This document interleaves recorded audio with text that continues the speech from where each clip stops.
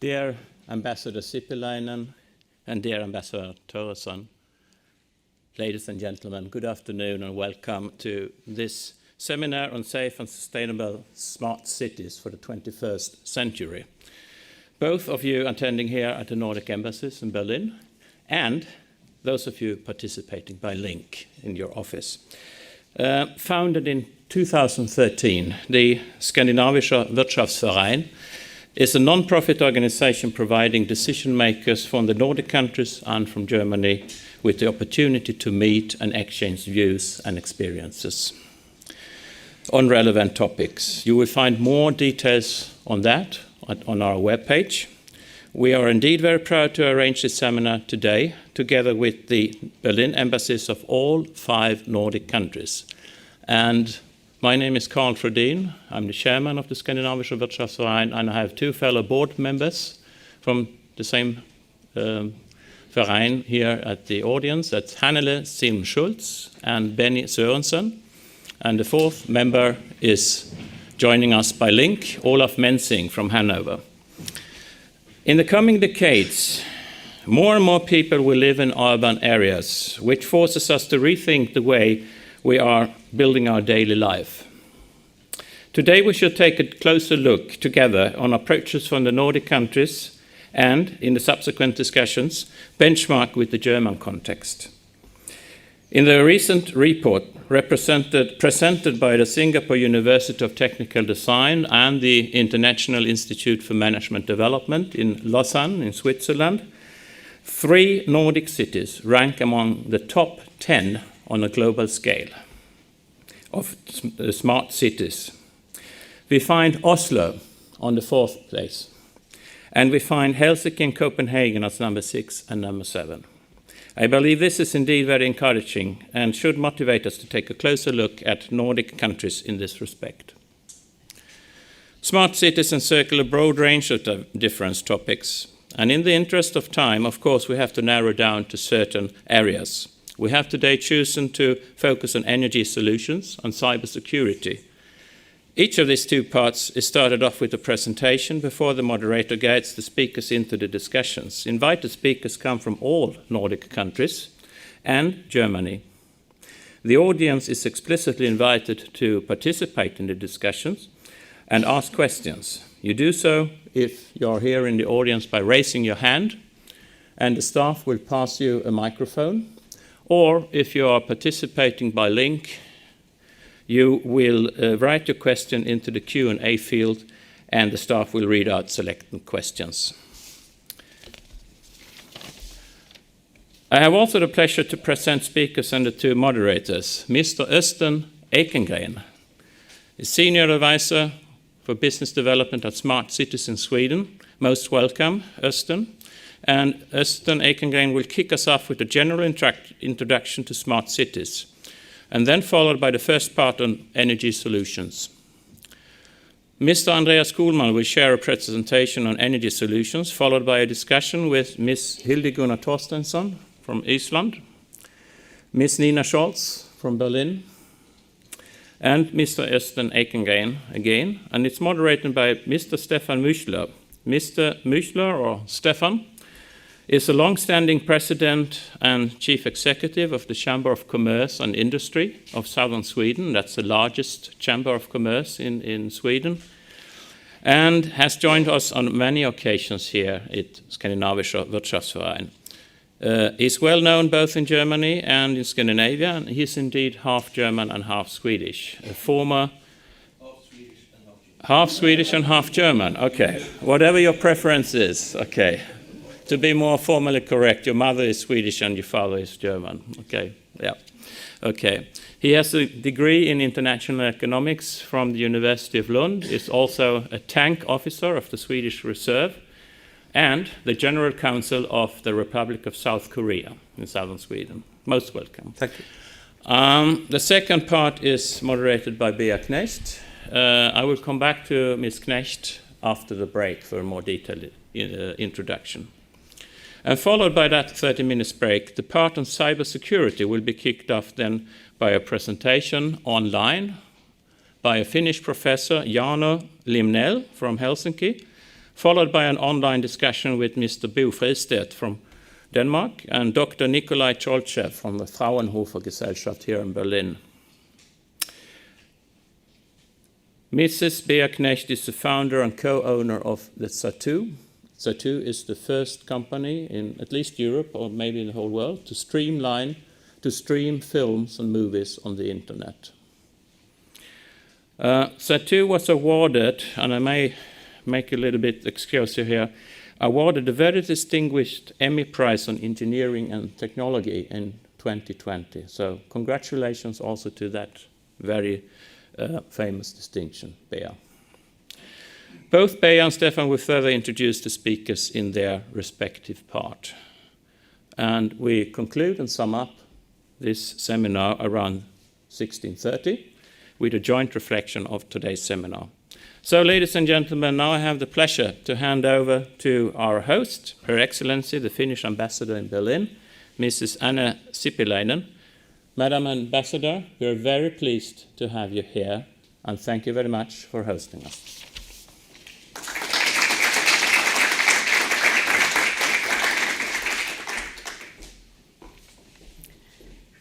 Thank you, dear Dr. Fredin, and good afternoon, ladies and gentlemen, esteemed guests and participants here at Felleshus and online. A warm welcome to our event, Safe and Sustainable Smart Cities, Nordic Solutions for the 21st Century. We are hosting the event together with all the 5 Nordic embassies and the Skandinavischer Wirtschaftsverein. I would also like to extend special thanks to the Nordic Council of Ministers, which has kindly funded today's event. Finland holds the presidency of the Nordic Council of Ministers in 2021, and at the end of the year we will hand over to our friend Norway. One of the fundamental theses of the Finnish presidency program is that we are stronger and wiser together than as individuals. Today we want to tackle together one of the big global challenges and solutions and opportunities related to it, urbanization. The megatrend of urbanization challenges us to rethink how we govern and develop our cities. The world's urban population grows fast. Already now, over half of the global population lives in cities, and according to the United Nations, this proportion will reach 68% by 2050. Our challenge is to create urban areas that are more efficient, more environmentally friendly, and more socially inclusive. This is what smart cities are about. To respond to these challenges, we need to leverage technologies to serve people. In today's panel discussions, we will hear about solutions and technology applications in 2 fields that are very important to smart cities, or to any city: energy and cybersecurity. We wanted to focus on these themes because a smart city can't be sustainable without environmentally friendly energy solutions. And without robust cybersecurity, the city can't be safe. Technology is important, but actually we need much more: social values, citizen involvement, and trust. Nordic Innovation, which is an organization under the Nordic Council of Ministers, has published the Nordic Smart City Roadmap in September 2021. It provides a framework for smart city initiatives in the Nordic countries and beyond. I warmly recommend the roadmap to anyone interested in the topic. The Nordic Smart City Roadmap is based on common Nordic values, a strong sense of trust, commitment to the common good, sustainable living, and equality. It's also based on collaboration and co-creation, and on openness and inclusion. The roadmap is also an invitation to collaboration because we can learn a lot from each other. The Nordic countries are smart cities frontrunners, but there are very interesting concepts and innovations here in Germany too. Here in Berlin, you don't even need to go further than Siemensstadt in Spandau, and we all use smart applications in our everyday life. I would like to extend the invitation to collaborate to all of you, to share problems as well as solutions and tools that can help us to respond to the challenges cities and people face. Ultimately, we all want to create better communities for people to live in. I believe today's event will serve as a fruitful forum for an exchange of views and experiences to make cities smarter together. I wish you all an engaging event. Thank you.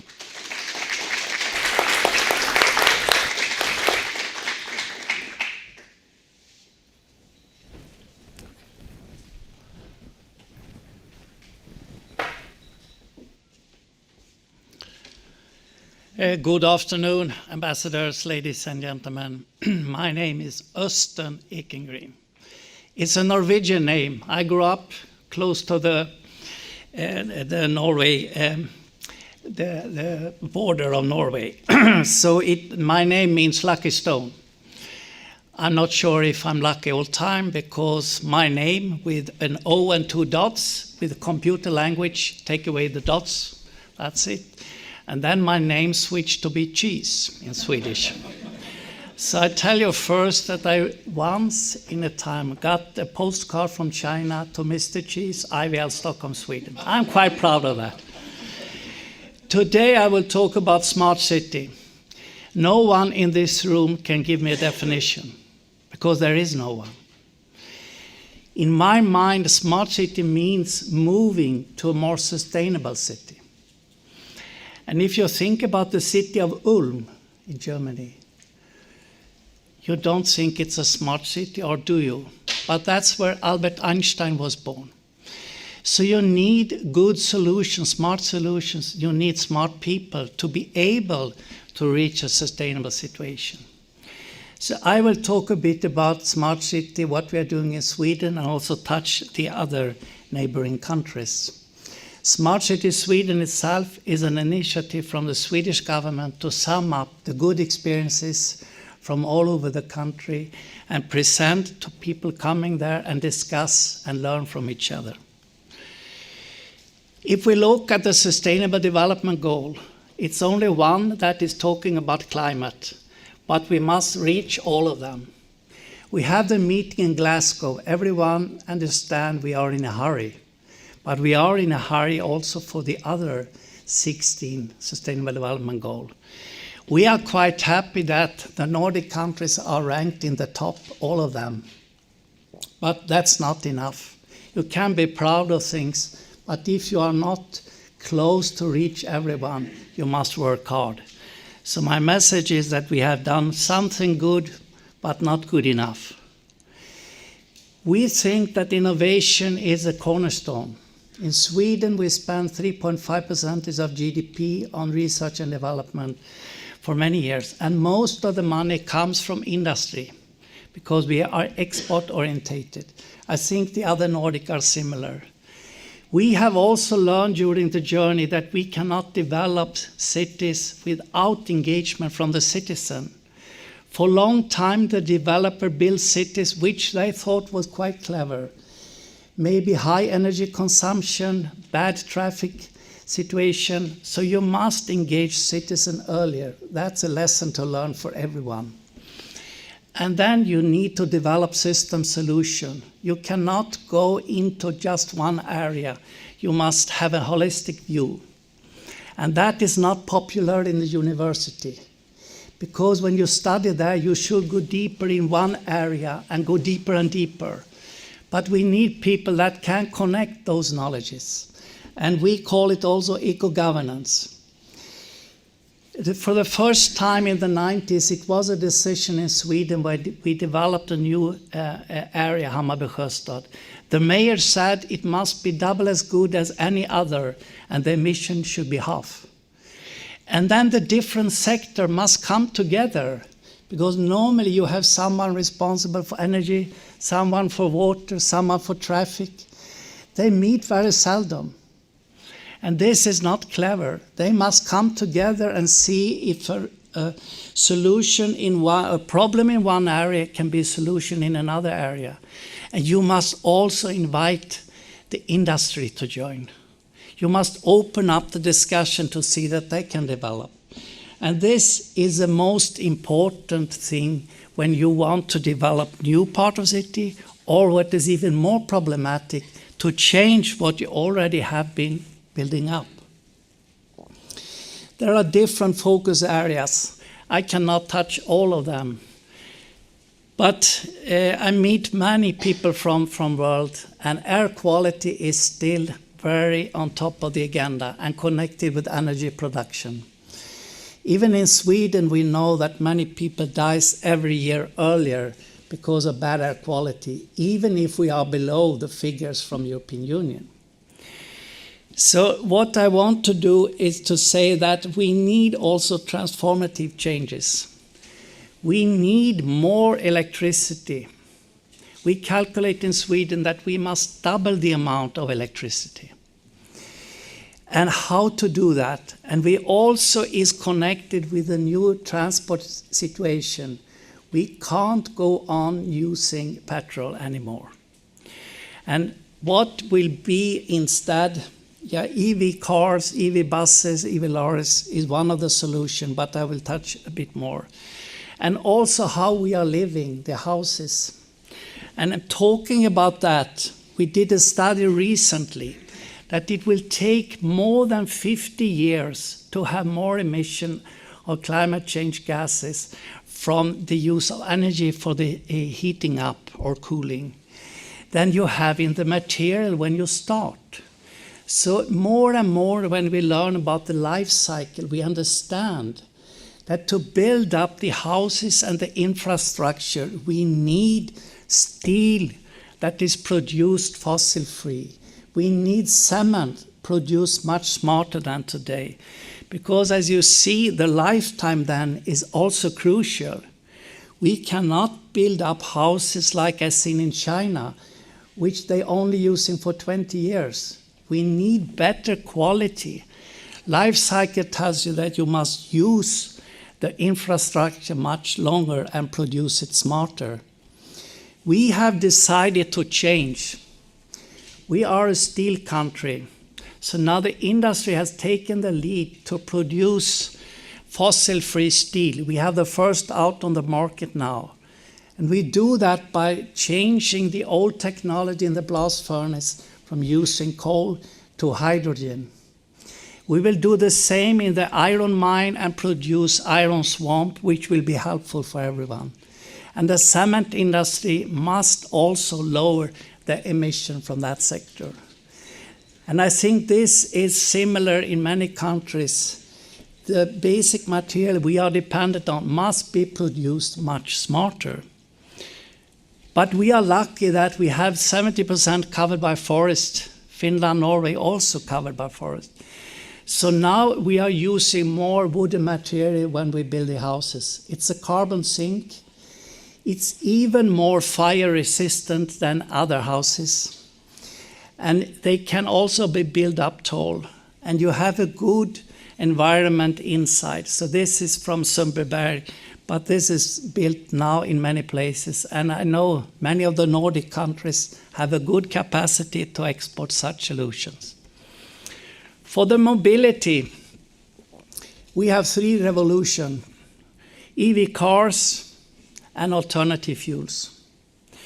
We also go in the direction of autonomous vehicles. There is a link to the IoT sector, which will be discussed later on, and sharing, which is quite promising.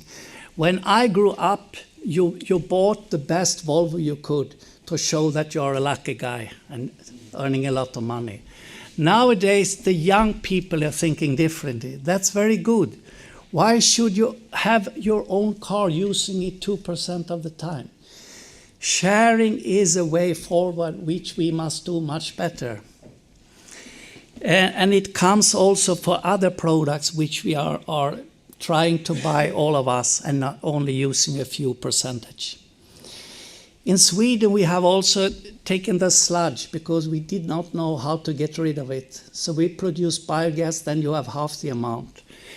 So we produce all over Sweden, and also now the organic household waste must be used to produce biogas. This biogas is now used for transportation, but can also be used to produce electricity. It's similar also in the other Nordic countries. We are quite good in this. But we need the EV cars. And the problem now is the price, the amount of EV cars, how far you can go, but also the charging. So we have come into a situation when we see that we must have better electricity in the houses so that you can charge the car during nighttime. And we also need to connect it with micro producers, which has not been the fact before. It has been large company producing electricity. Now you start to produce it with solar cell or with windmills. So it must be a smarter grid of thinking. And this is not easy. It's easy to say, but it's not so easy to develop. You need also a lot of investment and new way of thinking how this could be built up. But it gives also good opportunities because the battery in a car can be used for storage. So you have storage possibilities with those cars. And as you know, Sweden has a couple of famous companies. I will not mention them because then you mention all the German companies. That is also quite good. But also bicycle is what we need. I came to China in '86. I could not cross the road because all bicycles. Now when I was there, I cannot cross because all cars. We must go back to using the bicycle more. And why don't go to Copenhagen, the best city using the bicycle? In Sweden, we try now to rebuild in the street in the cities so that you can use more bicycle. It's good for your health, it's good for the environment, but it's not enough. Even if everyone goes with bicycle, we will have the same problem as in China before. The street is limited, so you have to go also underground. So like in Stockholm, 60% of transportation will be with the subway and train. And for larger cities, this is the only chance. If you go with EV cars, bicycle, it will be too many on the street. We have a lot of bioenergy. That is the number 1 energy source in Sweden. So we use biomass in the industry instead of coal and oil, but we use it also for heating up in the cities. It's a discussion in European how you look at the biomass, but we think it is a wonderful resource that can be used in a smart way. And we have introduced the district heating. From the beginning, everyone was heating up individual houses. I was responsible in my family for heating up with the coal. It was a dirty job, I tell you. So I was very lucky when they introduced the oil, but not so lucky 73 when we have oil crisis.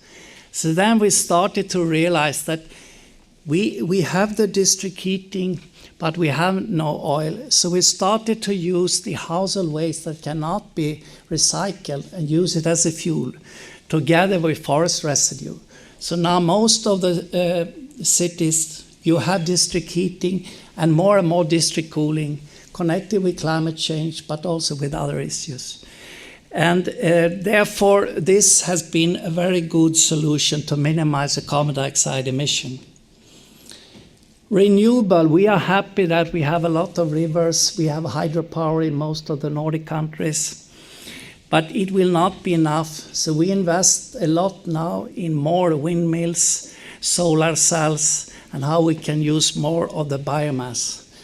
And as I said, we need to double the production of electricity. So hopefully the nuclear power which we now have will be rebuilt a bit to be used for a longer time, but we need other sources. And as it is now, windmill out on the sea is of the highest interest to increase the amount of electricity. And for storage, it gives new possibility with hydrogen now. With the enormous amount of hydrogen that will be produced to switch the blast furnaces, there is also a possibility to use the hydrogen for storage and from that produce electricity once again. And as you learn, we have better batteries coming out every day. So this development continue. And for us, we have also the hydropower as a good reservoir, which is quite helpful. And we have helped Denmark, haven't we, for a long time. Talking about also world situation, water is also very much connected with development of the city. We have been thinking that we do enough if we can treat the wastewater from the city, have enough fresh water. Nowadays, we don't have enough fresh water. We have even water shortage outside Sweden on the islands. It comes with the climate change. You will have more rain than you want, as you have here in Germany. We have it also in Sweden, not on the same latitude. I read the latest report. This will come more and more. So we must be smarter to collect the rainwater, and we must also think differently with the wastewater. You should see wastewater treatment plant as a production facility where you produce water to be reused. They do it already in California. It is necessary. And you should produce energy. You should produce nutrients. That's the only way forward. And people mistrust to drink a beer from wastewater. No one here will drink it either, I think. To convince them, we produced the beer from the wastewater in Stockholm. We treated some more steps. We produced 6,000 liters. It has been sold out. Then people start to think it seems to work. The thing is to use the technology and have to measurement about the quality all the time. This must be the way forward because you use only 20% of the energy to treat this wastewater one step more than to take the seawater and produce fresh water from that. I will end up with Internet of Things because the smart city where different sectors must be optimized together, we need 5G. That's a need. And we need also more open data. And we need sensors to measure more. When we have this in place, we will be able to better have twilling situation where we can optimize how we should develop the city. And we think here we need to work together. And you can see here, this is New York, 1900 and 1930. It took 13 years to switch from horses to cars. So why can't we do changes? We have possibilities to do a lot. The technology is there, money is there. We need clever decision. If you have interest, you can visit also Smart City Sweden, or you can visit the other Nordic countries. We can show you around to have an overview. Thank you.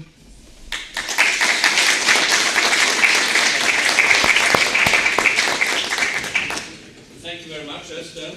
Very interesting introduction to this very interesting subject. Thank you very much, Carl, for letting me moderate smarter cities. When the first thing we learn is there is no definition, so this will be a very interesting discussion. I'll ask my panelists to take his place, take the seat. To start with Andreas Kuhlmann, Chief Executive of German Energy Agency. Okay. Hildegunnar Torstensson, Managing Director of Research and Innovation in Reykjavik. Nina Scholz, from Country Manager in Germany for Equinor in Norway. And of course, once again, Östen Ekengren. We have now an hour to try to cover this very interesting subject and topic. We have heard about all the challenges. But let me start to give you some historical background. If you go back 120 years, the average mobility for people were 500 meters. Today it's more than 50 kilometers. And you can imagine what kind of problems it has created when it comes to environmental, to stress on the environment. So we will have a very interesting discussion, but first of all, I ask Mr. Andreas Kuhlmann to give an introduction from your side, please. Okay, you want me to read from here? Maybe you could, if you What do you prefer? Well, you asked me to prepare something, so I thought I'd do it from over there. Is it okay for you? Please, Mr. Kuhlmann. Of course. Okay. Well, I mean, you know that Mr. Kuhlmann also speaks Swedish, so if you have questions... Actually, we heard so many good things. We could just start with the discussion, so maybe you don't need my input. No, absolutely. Okay. Please. No, thank you for having me. It's really a great pleasure for me to be back here again. Haven't been here for quite a while. I really like this place, and I really like all the things happening over there in Scandinavia. Very interesting, and we saw some of these things today already. Well, I mean, you asked me to prepare something about German cities, smart cities, energy, so some thoughts, maybe it's helpful. But first of all, German cities are different, and Swedish cities are different as well, and I think we have to know that. In some cities you do have industry, in others you don't. Some are growing, some are shrinking. Some do have good mobility infrastructure and public transport, some don't. And so on and so on. In some you have university people and tech freaks, in others you don't. And they only have one thing in common at the moment: low budget because of Corona. That's one of the problems, of course. I mean, if you want to deal with German cities, they have great ideas, lots of potential, but lack of money and some other things which are missing. Cities are important, I mean, we heard about this, and it's a matter of providing the right resources at the right time within the city, be it food, energy and consumer products. And what we see is all the different aspects, energy, water, infrastructure issues, they all kind of come together at this time, and you see more and more business models trying to combine all these different things, and I think that is very exciting. So to cope with urbanization, cities must become more intelligent to manage all of this. That means systems need to understand in real time kind of how billions of processes come about, how they interact and what needs to be done and where to make it all work and all these things. I mean, we saw it on the slide a moment ago, and that's a huge challenge, of course, and it's very interesting. We are working together with so many startups working on all these ideas, but it's difficult to really scale them up. I was very glad to hear that everybody else is saying there is not really a definition of what is a smart city. And sometimes I wonder whether smart city is the best framing for it. I mean, we spoke in former times about Athens Charta, Leipzig Charta, and the way we want to live. You spoke about the SDGs, which I do a lot as well. I tell my friends in the climate community always, all in on climate won't be the solution. All in on SDGs, maybe. Because you can't really save the climate if you neglect all the other aspects and just look around in the world. But there are some maybe interesting differences here. So in Europe and Germany, smart cities usually follow the solution-oriented approach. Such initiatives pursue a concrete goal: high quality of life, sustainability, climate change, protection and security, and economic attractiveness. In contrast, in China, Japan, and partly in the US, for example, there is a rather technology-oriented approach which aims at a comprehensive digitization of the respective cities. I think that's a different way of approaching that issue. I like the European approach a lot, but because if you do something, you need to have a purpose. So why investing in digitalization if it doesn't serve a special purpose we do have? Well, and of course, we see, especially when it comes to energy issues, real challenges but real hopes. But there's lots of things to do. Energy transition user experience is still pretty messy in Germany. Business models are still not easy to access. There are hardly companies offering holistic approaches. You still need to be a nerd if you want to invest and profit from that situation, from a very smart home perspective sometimes. It's just too complicated. But we also see more and more technologies are playing together. There is the possibility of a decentralized, integrated approach along the different sectors, a personal sector coupling, and it is up to really smart cities and grid operators and regulators to set the proper framework conditions for this.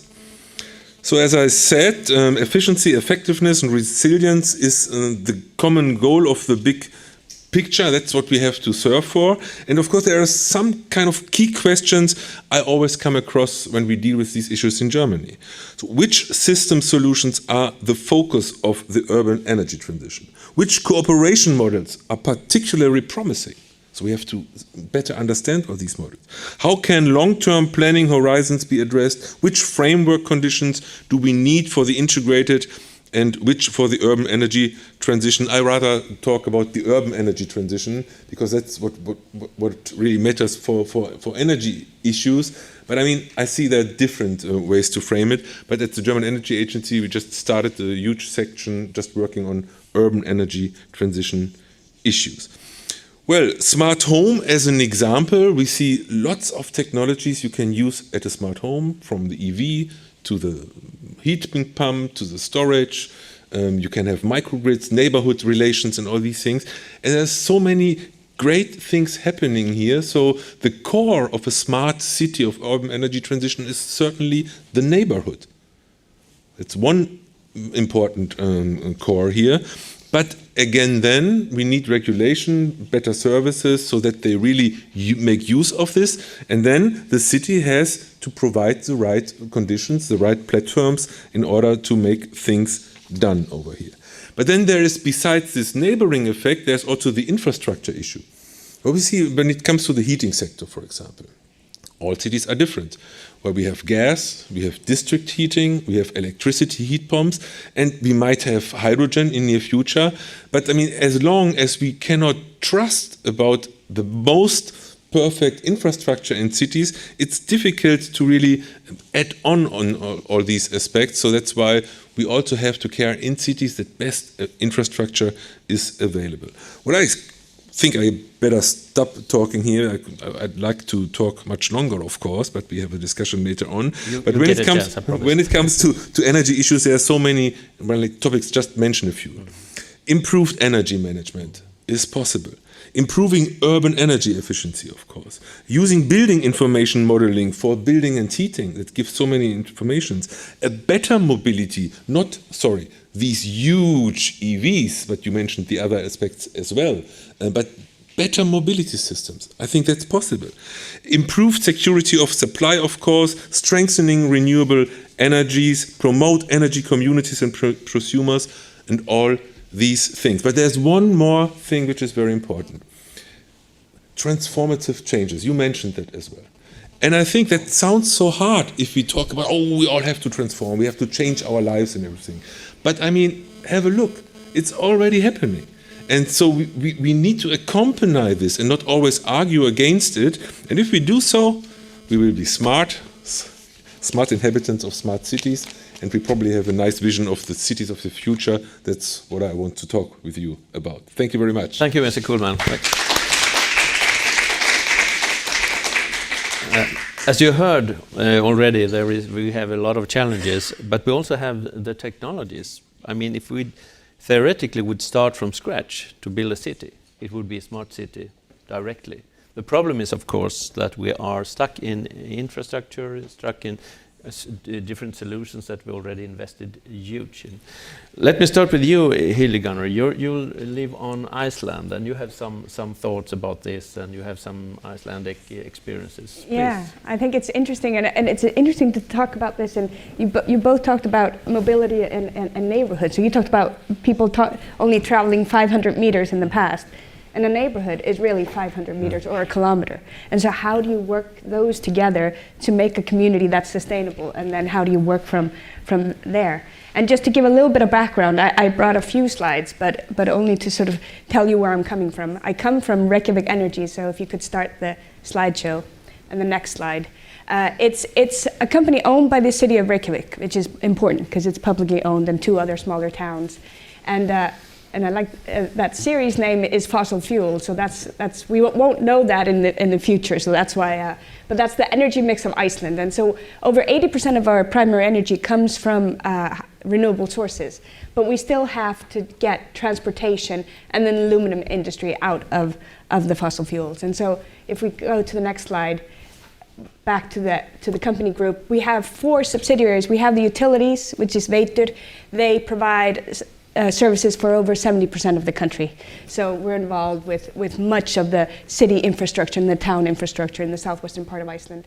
On Power owns and operates 2 cogeneration geothermal power plants that provide 50% of the hot water for Reykjavik.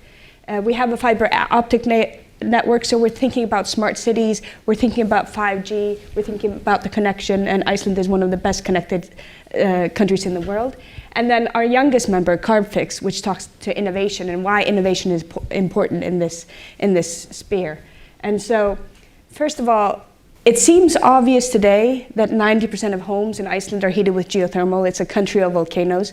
But back in 1930s, when we started this was not obvious. No one believed this was possible except the engineers. And it was very political.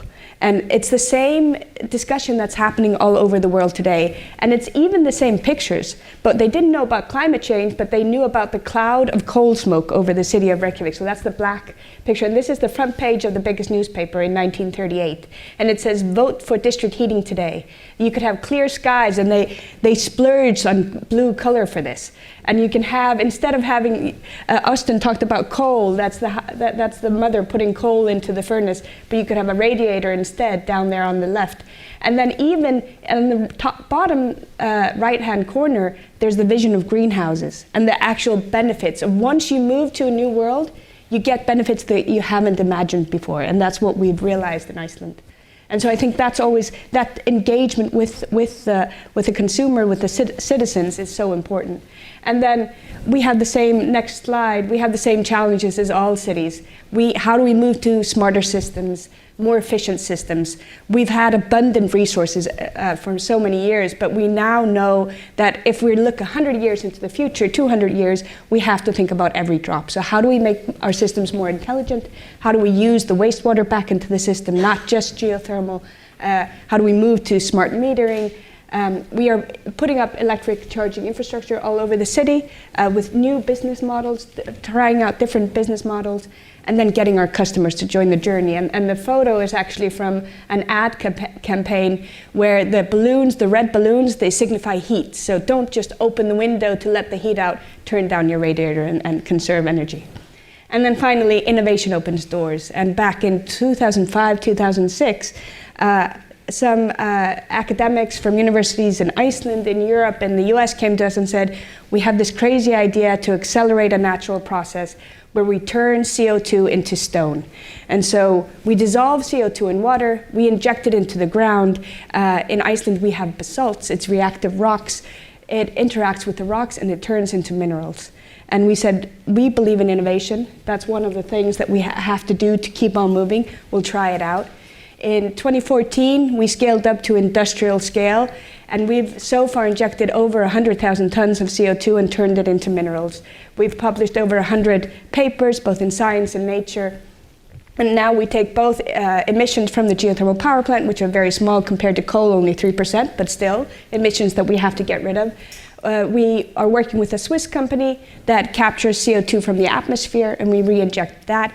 And we're about to start work with the landfill in Reykjavik, where we're taking the emissions from the landfill and turning it into minerals. And so the cost for point source capture and injection at the power plant is about $20 per ton. It's one of those simple ideas that just seems magical because it's nature's process, and we're working to make it faster, and that's what we have to do. And so those are the opportunities that we get to open if we keep on innovating. And so I think the last slide just sees where we're going. This is Reykjavik when we had that cloud of coal smoke, and if you click again, this is Reykjavik today if we had snow, but clear skies. Thank you very much, Hildegunnar. Nina Scholz, how about the Norwegian perspective on this? Yeah, Norway is in the luxury to have a high share of renewables, so there's already a lot of electrification when it comes to heating, to electric cars. I think every German is completely flashed when he's in Oslo and sees the amount of electric vehicles there. But however, there are still some emissions which you cannot avoid, and this is something where Norway puts a focus on. For example, near Oslo, there's a waste-to-energy facility from Fortum. And even if you would like to become climate neutral, there will always be waste. And you try to do circular economy as much as you can, but there is something you cannot avoid. And they, for example, hopefully will be part of the Longship project we have in Norway. together with the Heidelberg cement factory in Breivik near Bergen. So there's 2 CO2 hotspots where you have emission which you cannot avoid. One is processor related, the other is where you have to wound it. Where we capture the CO2, bring it via ship to Northern Lights, which will be in operation in 2024, and it will be the first open source European CCS facility there, very much supported by the Norwegian state, where you can cope with this. So they look really, where are the CO2 spots in Norway? How could we cope with this to make this, to reach our climate neutrality?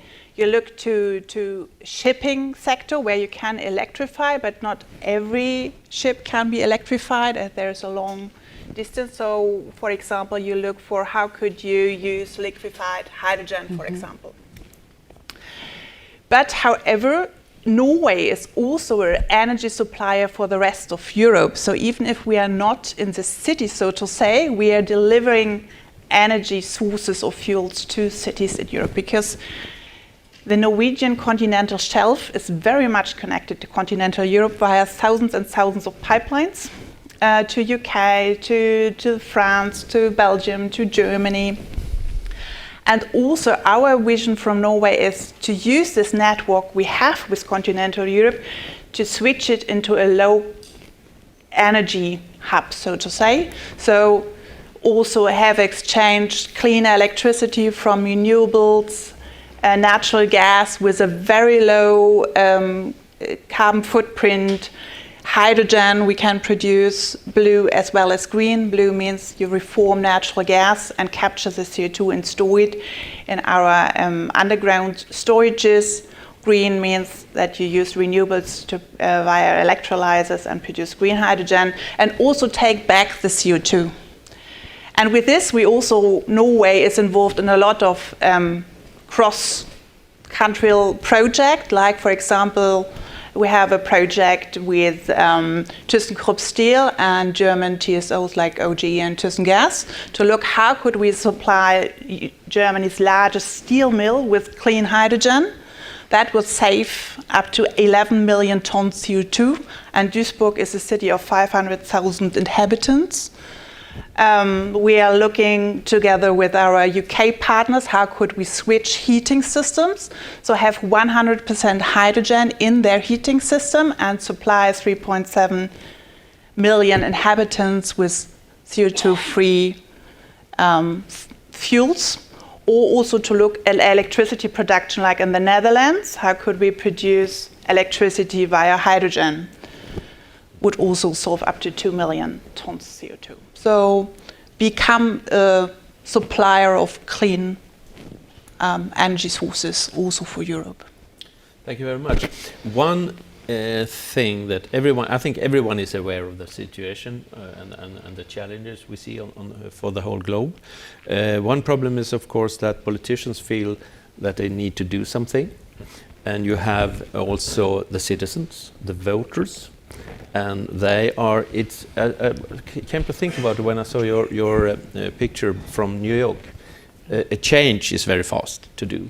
But that change was, I think most people thought it was a good thing to going from horses to cars because it was more convenient, etc.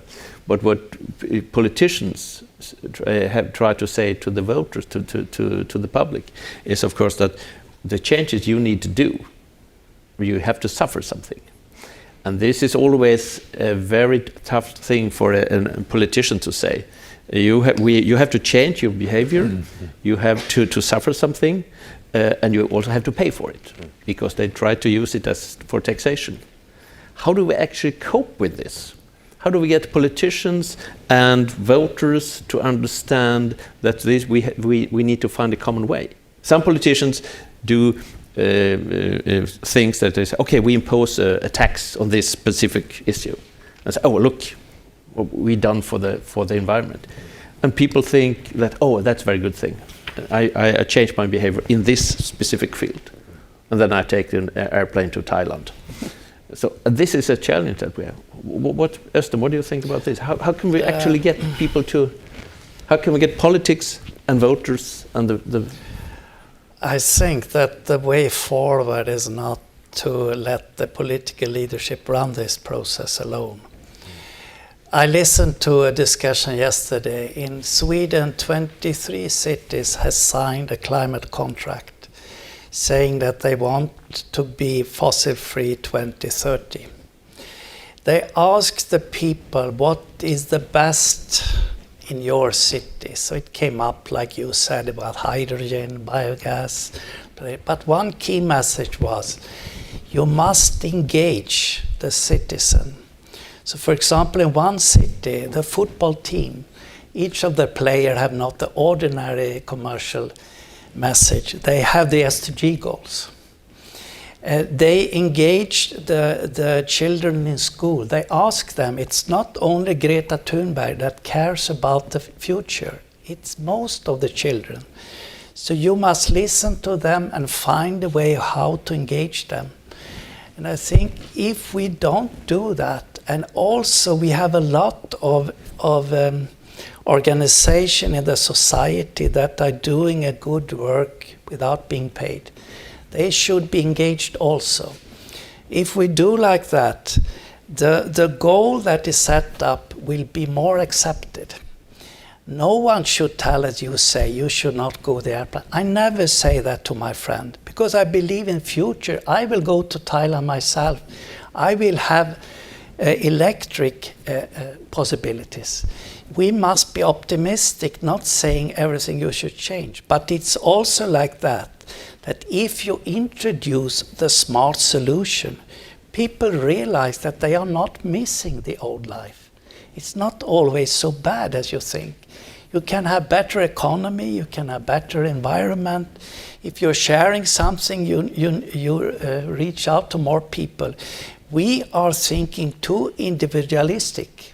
The society has gone in the wrong direction. When I grew up, we have more neighborhood. And I think everyone have the same feeling. If we go back to that, we have better chances.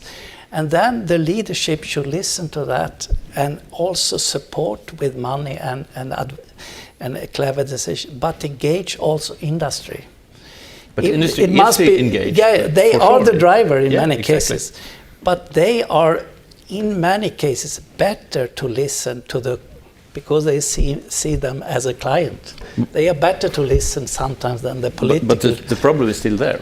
If the politicians aren't capable of doing this, is that what you're saying? No, I'm saying that I'm optimistic, but you must engage more than the political and industry level. You can have the cake and eat the cake if you change the recipe. That's what you're saying. You try to simplify everything. I don't agree. That's my mission. Yeah, I don't agree. Okay, we come back to you. Mr. Kuhlmann. Well, actually, we just had an election campaign here. And especially media, but unfortunately also a variety of NGOs, we're always talking about, we have to be honest how much that costs. I think that's a stupid discussion, honestly, because nobody can say how much it costs. That very much depends on the framework conditions. So if we have a good economic framework, if we have smart regulation, then we have all the companies doing all of it, not all of it, but most of it from their own perspective. And I mean, nobody is asking how much did the digital transformation in the industry cost between 2000 and 2020. But they did it because they wanted to survive. And they will have to invest in green technologies because otherwise there won't be a future. And everybody knows this, and all the companies know it. So if we don't stop talking about what will it cost, tell me, be honest, Mr. Politician, how much do they have to suffer? Or this it won't lead to anything. What I think is we need more examples, more lighthouses. That's why I like this topic, smart cities and so on. For example, in the traffic sector. I mean, mobility is a top topic in Germany. But all the cities are currently not really allowed to do something. So city maut in a city is very complicated because we have federal law. If you have special zones you want to introduce, it's sometimes difficult because we have federal law. And I would say, just the only thing the federal government has to do is invite all cities to do what they want and then have a closer look. Some will have difficult discussions, and 1 year later everybody will be happy when they sit in the nice area districts when things are changing. So I think we need to have more courage, just do things, my goodness, and that at the end, of course, we do have to take care that energy transition has to do with transformative changes, and of course we need a society which is able, which is having good jobs, good standards, and everything, good education, and good offers to go through this period. It's a holistic approach even for politics, and then just go for it. But society has become so complex, so it's very hard for the voter and for the politicians to know what should we actually do. And for the voters, for activists to say, if I do this, I even heard on television or in radio in Sweden yesterday, a young woman said, I will not have children because I don't believe in future. And if you have a young generation with that attitude, we will have problems. So the problem will, of course, be how to convince people that the technical solutions are there and to show how it can be done. And I think there we have a big lack between politicians and voters. But what do you say, Hildegunnar? We still have a gap in some places, but we also have the gap is closing. For instance, in climate, and we also had recent elections in Iceland, and climate was a real topic area now more than it had ever been. And I think the same maybe in Germany, whereas it was a real focus of the election. And if you hear discussions between generations just in the workplace about this, I think we already have those lighthouses. We have. Now, Iceland doesn't have the best climate in the world for outdoor transportation, but a few years back, Reykjavik set the goal of increasing bicycles like Copenhagen, and it was from 1% to 7%, which no one thought was possible. They did it. And those 7% that travel every day by bike in Iceland, wind, storm, snowstorm, hills, the wind is always against you. But they're happy when they come to the workplace because they've had their exercise, they're healthier, it's less cost for the health system. So, and if you have those conversations in the workplace now, where a generation that's still driving their fossil fueled cars, the ones that are using public transportation, biking, walking, it's that gap is closing and saying, hey, no, that's not right. And the older people might say, no one's using the bus. Wait, and 3 people raise their hand. I came in by bus this morning. What do you mean no one takes the bus? So I think that gap is closing. And I think that's how we close the gap, by changing. By changing. And you are quite optimistic, I can hear. I am, and I'm one of the ones that takes the bus, and I did it for environmental reasons. You were one of the 3, okay. Yeah. But I did it for environmental reasons, but it has improved my quality of life, and that's what I should have known being in this sector and working in this sector, but that's the truth, and that's how I become a lighthouse wherever I work. And as an energy executive, I agree, when I started in the business, I should have bought a really fancy car, a big one, to show my status. But my status now is that I use public transportation because I care about the environment. I can tell you, we are actually, my chamber was the first, I'm very proud of this, the first chamber on earth who was certified according to ISO 14001. Exactly, so we changed our company policy when it comes to cars, etc. So things can be done. But then we also had this internal discussion. There are always arguments. I need to go very far, etc., etc. But then once the charging infrastructure at work changes, the businesses have charging stations. Company cars become electric cars or hydrogen cars. People realize how much easier it is to own those and operate those vehicles. That makes the changes in the homes. So. Nina, we're very informal Scandinavian. Nina. I think these lighthouse examples are very important, but as we said, we also have to take the people with us, especially in Germany, who face a lot of resistance against new technology, at least I face it. So it's a lot about and that's a job for politicians as well, to say what is their plan for the future, why are they doing this, what would be an alternative or not. And this is sometimes what I miss, this dialogue, like this is our plan, this is the technology, we will use it for this or this, and then that people understand it. So far, it's a little bit here, a little bit there. We are not talking about the not wanted technologies. So there's a lot also of misunderstanding on certain technologies. And that would be my wish for the new government: have a clear plan, take the people, explain why you are doing this and why you choose this, or have a very honest dialogue about certain technologies. Are you as optimistic as Hildegunnar?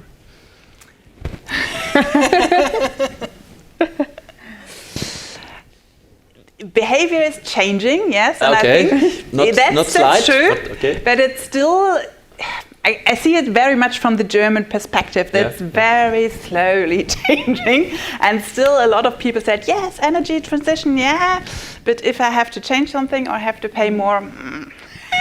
That's interesting what you say, because in Scandinavia we always say, well, the Germans are not very good at turning around to change, but when they change and when they get up the speed, things happen. So we are very much very interesting to follow what's going on here. Östen, yes, you can had I just add of course. Yeah, because I agree with our German friend. We need a lot of initiative. That's why we have chosen 23 cities. They cover 40% of the population in Sweden. They will introduce different solutions, and we will learn from each other. But when you are talking about economy and the cost, you must realize that there has been a shift, because we have so much influence of the climate change now, even in Europe. So people realize that the cost for this is enormous. Who will pay for that? So you must do the changes, because more and more people realize it's not only in Africa it happens here, and it will happen again. So I think that the money talk is also switching, so you understand that you really must do something now. And I think after listening to some of the political leadership in Glasgow, they realize it. But then coming to the details, you need examples, as you said. And Europe will now choose next year 100 cities which will have a support for a new way. And that's also from a European level we could learn from it. I think that's very clever. One thing that this COP26 in meeting in Glasgow, International Chamber of Commerce is a part of this discussion, and pinpointed one very important issue, and it's of course this neutrality when it comes to competition, to competitiveness between Europe, Asia, US. Can you say something about this? Because if we get a situation in Europe where people think, well, okay, it doesn't matter if we improve because others don't. That would be a problem, of course, among voters and among those who should change their behavior. I think Prime Minister Modi is saying 2070 is a good step forward. They have not said anything about that.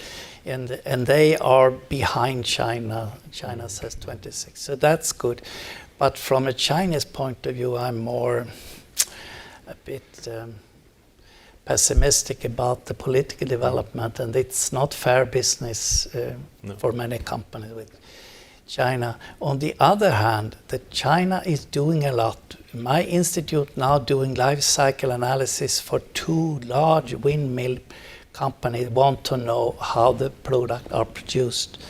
So in a way, even if they are run very dictatorship, you could really say, they are doing a lot of activities. But the fair business, I'm a bit more doubtful about that. Okay. Well, my smart guess would be that China will be climate neutral before Europe is climate neutral. Why? That's interesting. That's just a smart guess. Because we're just too complicated here in Europe sometimes. We will see. But may I interrupt you, because that's quite interesting. We talk about new investments in railway, for instance, in Europe, and the time it takes to get all the permissions and everything, and investigation can take 20 years. And they just decide to do. And your guess is that this is what the Chinese will do when it comes to. Actually, I see. Well, I mean, we can discuss a lot about China, Chinese culture, European culture, and everything. But what I see is that we have lots of projects in China as well. They are really willing. So it's not just saying; they are really willing. They do plans, and they are these plants are that tough. I mean, if they have a coal limit, they close the factories. Yeah. Nobody in Europe would ever consider that. That would be a stupid idea. But they did it for a couple of days because it said it's too much. So now everybody knows in the provinces, oh, next year will be difficult, so I have to rearrange. So we will see fast progress in China. That's what I think. And I think actually it's pretty strange the way people from the US, people from the EU are treating China when it comes to climate change, because it's, you know, there's a couple of fingers pointing to yourself at that time. But another thing which is even more important for me, I mean, they are talking about Article 6 of Paris Treaty, and that is so important. I mean, we do have to have like an economic framework on a global scale, and we do have to understand that it's not only important that we have a couple of heating pumps more in Germany. It's important that we have a clear agenda for foreign policy and trade politics. Mm-hmm. So it must be on the global agenda. Whenever the chancellor travels to whatever country, they need to talk about the framework conditions. How do we do trade with our targets we do have? And I think this is just the time for having a Kairos moment. I mean, all these regions are talking about their big plans, and everybody must understand, and does understand, I guess, that they can't do it alone. So it's almost on the table, but they're only running around. They're not just sitting and making the deal. I think it's obvious that it's necessary. So sometimes I'm very disappointed about the way they treat each other here. Are you, Hildegunnar and Nina, do you have the same view on China, that it will be reach further than Europe? I like that idea. I do agree that they can, when they decide, for instance, with geothermal district heating, they've built up, they were heating 2 million homes with geothermal, and they started that 10 years back. And so when they decide to do something, they lay out the plans and they decide, and it's sort of what Nina was saying. They set out a plan, they tell the people this is what's going to happen, and then they follow through. And it is a very efficient way of doing it. It doesn't maybe engage the citizens like we do in Europe, and that makes things more complicated, and that's the world we live in. I prefer living here in that society. Okay. But that means that we have to work through the complications, and I think we've done it before and we can do it again. Okay. I would just emphasize what you're just saying. I think we see a competition of different systems, not only in energy, but also in other issues. And the question is a more, how should I say, a central approach, autocratic approach, more successful than our democracy? I think this is what we have to fight every time in different aspects. Still, as you said, I would prefer to live in this kind of society, and that's what I said. You also need a dialogue. If this really is a society like we had here in Germany with a nuclear phase out, say, no, we don't want this anymore. Yeah, it's over. It's over. Then you shouldn't do this against the people.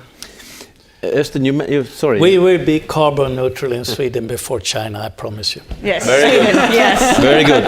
Take a note. Take a note. One way of doing this is you talked about this carbon-free steel. Yeah. And you have to remember it will need a lot of new electricity. And you raised the question. To give you an example, Sweden last year consumed 134 terawatt. And these two production facilities that are under construction in Gällivare and Boden, actually, not my home cities, but very northern Sweden where I come from, they will in 20 years consume 64 to 70 terawatt. That's half of the present Swedish electricity production. Is it possible? Of course. How? Otherwise they should not start the journey. But how?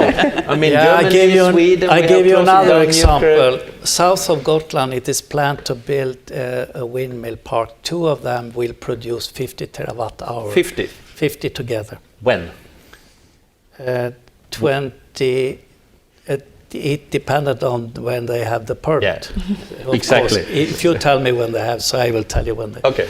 But I mean, it is also being a large investment for windmill, especially in the sea. So I think it's not unbelievable, but it's a hard work to get there, because you also need more electricity for charging of the cars. Exactly. And all activities we have need electricity. But to give you a better optimistic view also about the Baltic Sea, which we are sharing with Germany, if we use that electricity from the windmill and produce hydrogen for the ferries going between Sweden and Gotland, if 5 of the ferries using hydrogen, the oxygen that will be produced at the same time, for 1 kilo hydrogen you have 8 kilo oxygen, then 6% of the dead bottom in Baltic Sea can be refreshed. So this gives you also possibilities that the hydrogen can also open a possibility to help this sea to survive. The solutions are there, but we need the electricity. But Yeah. But there, for example, we all know that the political ambition is that there's green hydrogen at the end. But however, on the way towards, there's also an option for blue hydrogen. That's what I said. So producing it, and we assume a capture rate of the CO2 of 95% when we're forming the natural gas. So it's nearly climate friendly, and especially for steel industry, as you just said, where you need 24/7 reliable supply and really a lot of supply.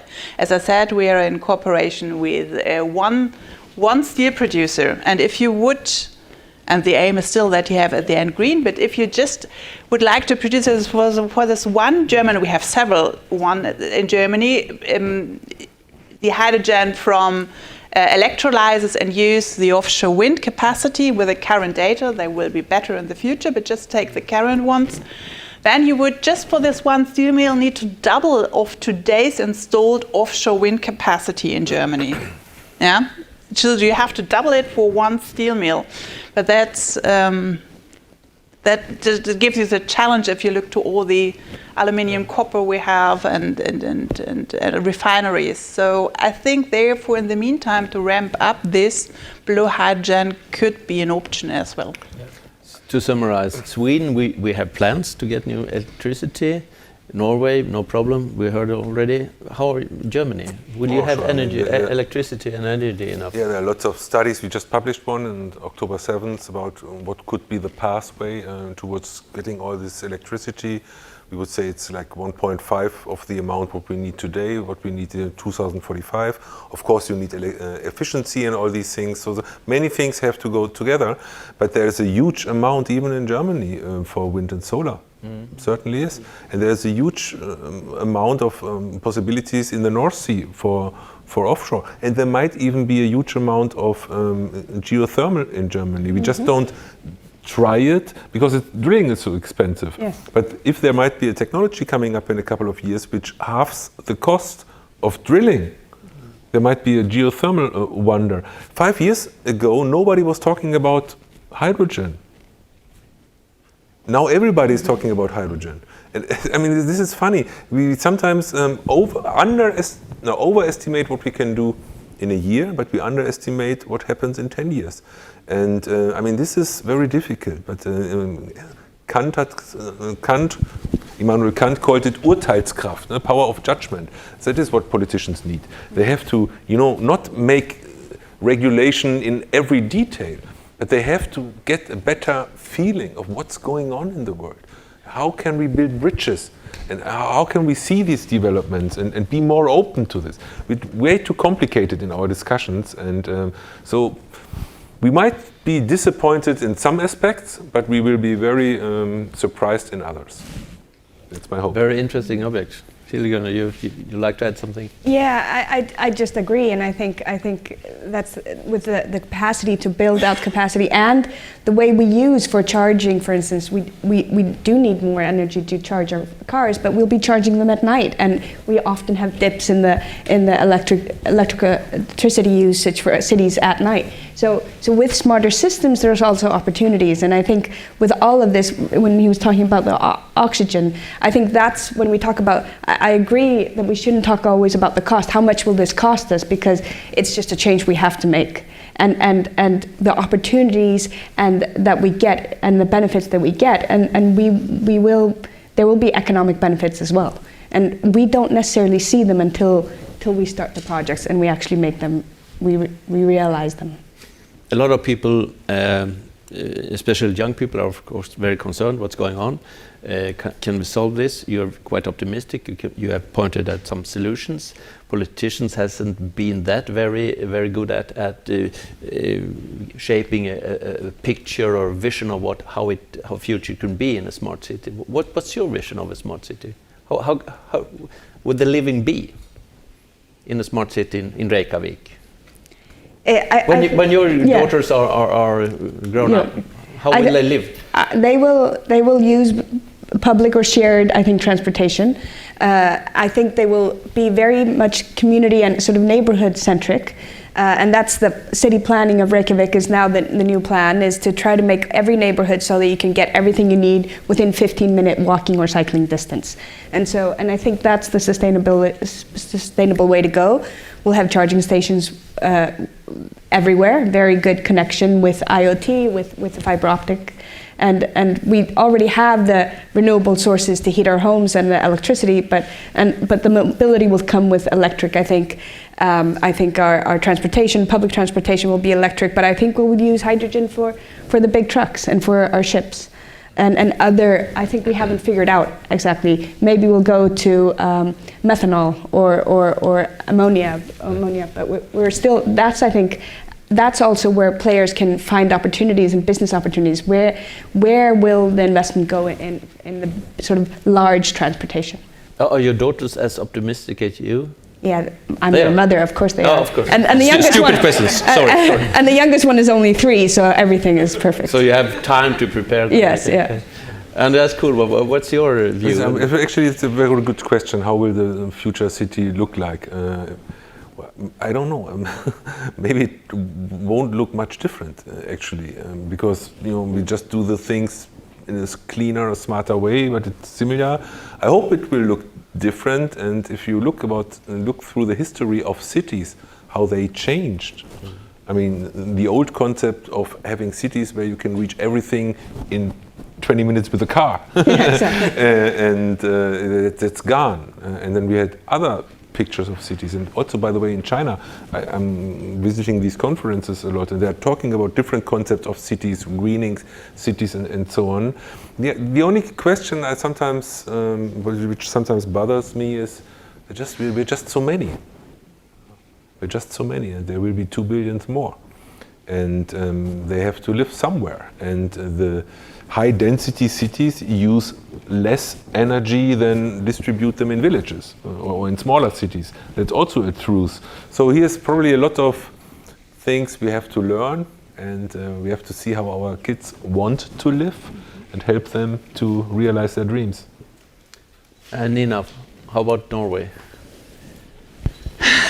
Norway is already very much sustainable, but I think it's crucial. It's really, as Andreas also said, the transportation, and Hilda as well.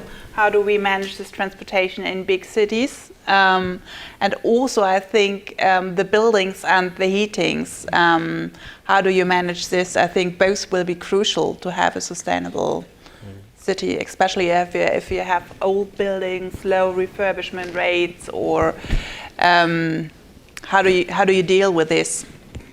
Yeah, but let me add something. Recycling. I mean, we are just at the beginning of a revolution in the recycling sector. We saw the wooden houses and everything. Different materials will be coming up. Chemistry is really developing a lot. So it's impossible to say now how it will look like in 10 years, but things will be very different. I'm very certain. So we will be much more able to live in the way we have to live. I trust in that. It's good to hear. You're quite optimistic. Technology is there, and we have to invest in it.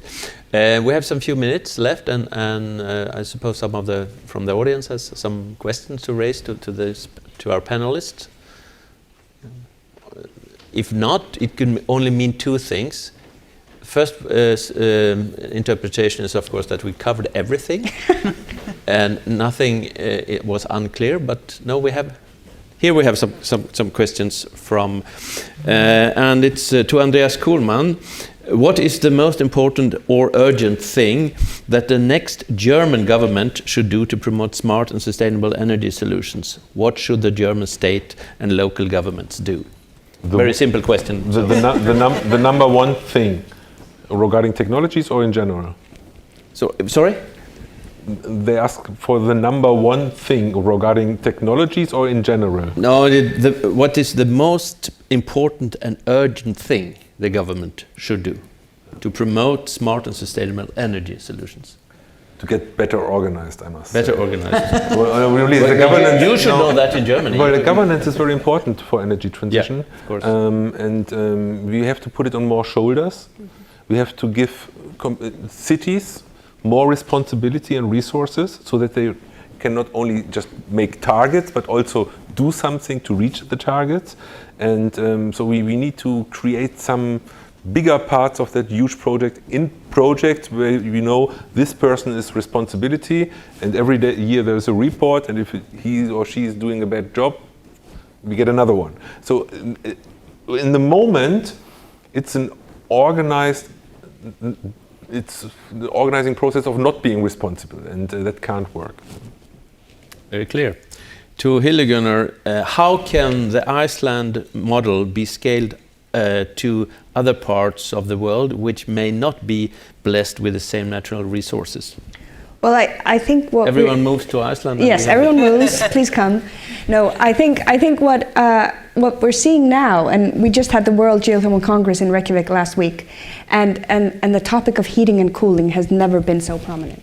And the fact that we have projects ongoing in Germany, in the Netherlands, in Denmark, in countries that are not known for their volcanoes, because we have heat in so many places in Europe and we haven't been utilizing it. Eastern Europe, where we have district heating systems that have been run on other fuels because they had oil and gas and that was much more profitable. We need to move to other fuel sources, and geothermal is in many other places than Iceland. So I think the model can definitely be replicated, and with more energy efficiency than when we built it in 1930. This is one to all of you. What is the role of citizens in the urban energy transformation? Nina, you're the one cities in the urban... What is the role of citizens in the urban energy transformation? Anyone who has an... Another he's the most crucial player in this. I mean, maybe we can add some questions here. Who drives the urban energy to become smarter? Companies or governments or people? Östen, you should know that. All together. Yes. All together. You already answered the question. Yeah. Okay. What technology or technologies are the most important in the urban energy transformation? Anyone? Well, I mean, in big cities, it's certainly the heating problem, and because it's also complicated, because you really have to invest in new infrastructures, and here we need solutions, so that's complicated. Yeah. Don't you think also public transport, if you look to this? Yeah, but I think commuting, when I look to London. But I think people have more options here. Yeah? So I mean, if prices are getting high for oil and stuff like that, maybe I can have one day off and do some home office, or I find a neighbor and go to work, or I do take the bus and find out, oh, it's not too bad, and things like that. So there are more options for single persons. But in the heating sector, you don't have much options. You live in your flat and you bought your house, and so now something has to happen, and it's normally pretty expensive. And I think I agree, and I think that's where we need government, and we need the citizens, and we need companies to come together, because we need often centralized solutions. They are the most efficient and the most economically viable. I don't really agree. For us in Sweden, the heating sector is quite safe, I will say. We have also to rely on the forest residue.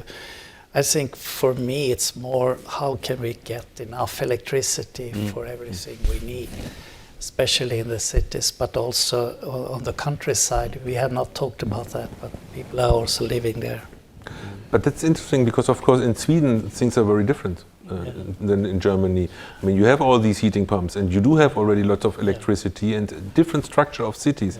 And I think that's another thing what we have to understand in Europe, that the cities are so different. We have a question from one of our from the audience over there. Over there. Yep. Go around. Please. Jesus, he likes running. Yeah. That's really fast.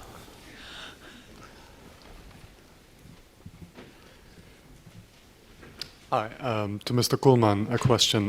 What need is there for Nord Stream 2 when we should be reducing our fossil fuel energy dependence, become energy independent in Germany as well as elsewhere, and at the same time not risk further conflict in places like Ukraine, Moldova, very recent, and elsewhere?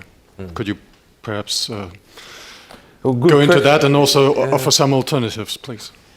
Well, I mean, what is the need for Nord Stream 2 is a difficult question, because I mean that has to do with market evaluations. Will gas become cheaper or not? So you could talk ages about this, but you are rather raising a political question here. And that's a different question from the economic side. I mean, if anybody is doing taking some economic risks, that's not my problem. They have to do that, and it's fine. We certainly need gas for quite a while, but it could also come through other areas and pipelines. I agree here. And the political issue is something, that's probably something for a late night evening discussion. But what I see at the moment is, everybody has his or her own political narrative about Russian gas, about gas in general, about LNG from the US and everything. But what we really see is that this global market is kind of in a disrupting situation. I mean, first of all, because of the past Corona effect, but also because everybody's understanding that it's the end game. It's the end game. So we see markets here really showing power in things and turning things around. And we have to better understand this, because that will be a huge challenge. And Nord Stream 2 is just a tiny little piece in that game, in my opinion. I guess this discussion will continue during the break. That's my interpretation of this. But of course, it's an interesting question. Now we only have some very few minutes left, and as we had a very distinguished and very optimistic panel, I ask you all, is there any question that you prepared for that you didn't get?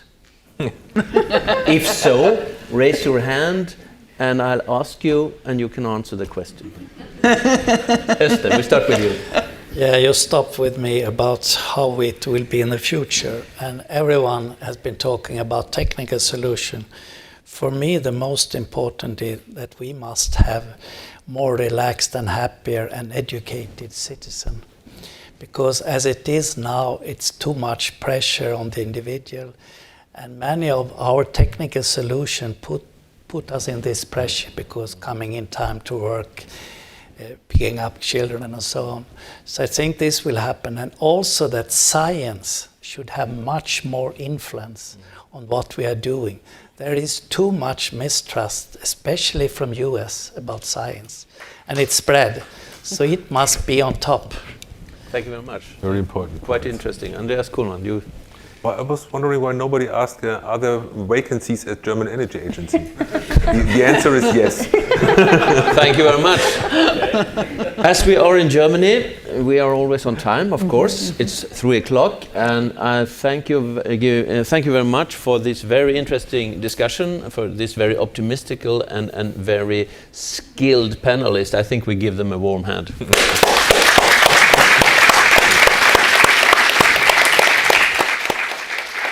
And now I guess, Carl, we will have half an hour break, and we will be back here. Yes.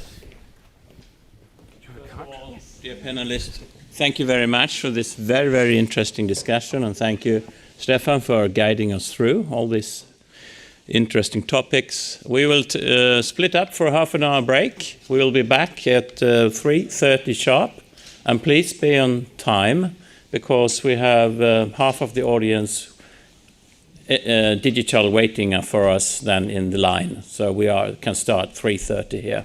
And then we will continue with cybersecurity. Thank you. Thank you.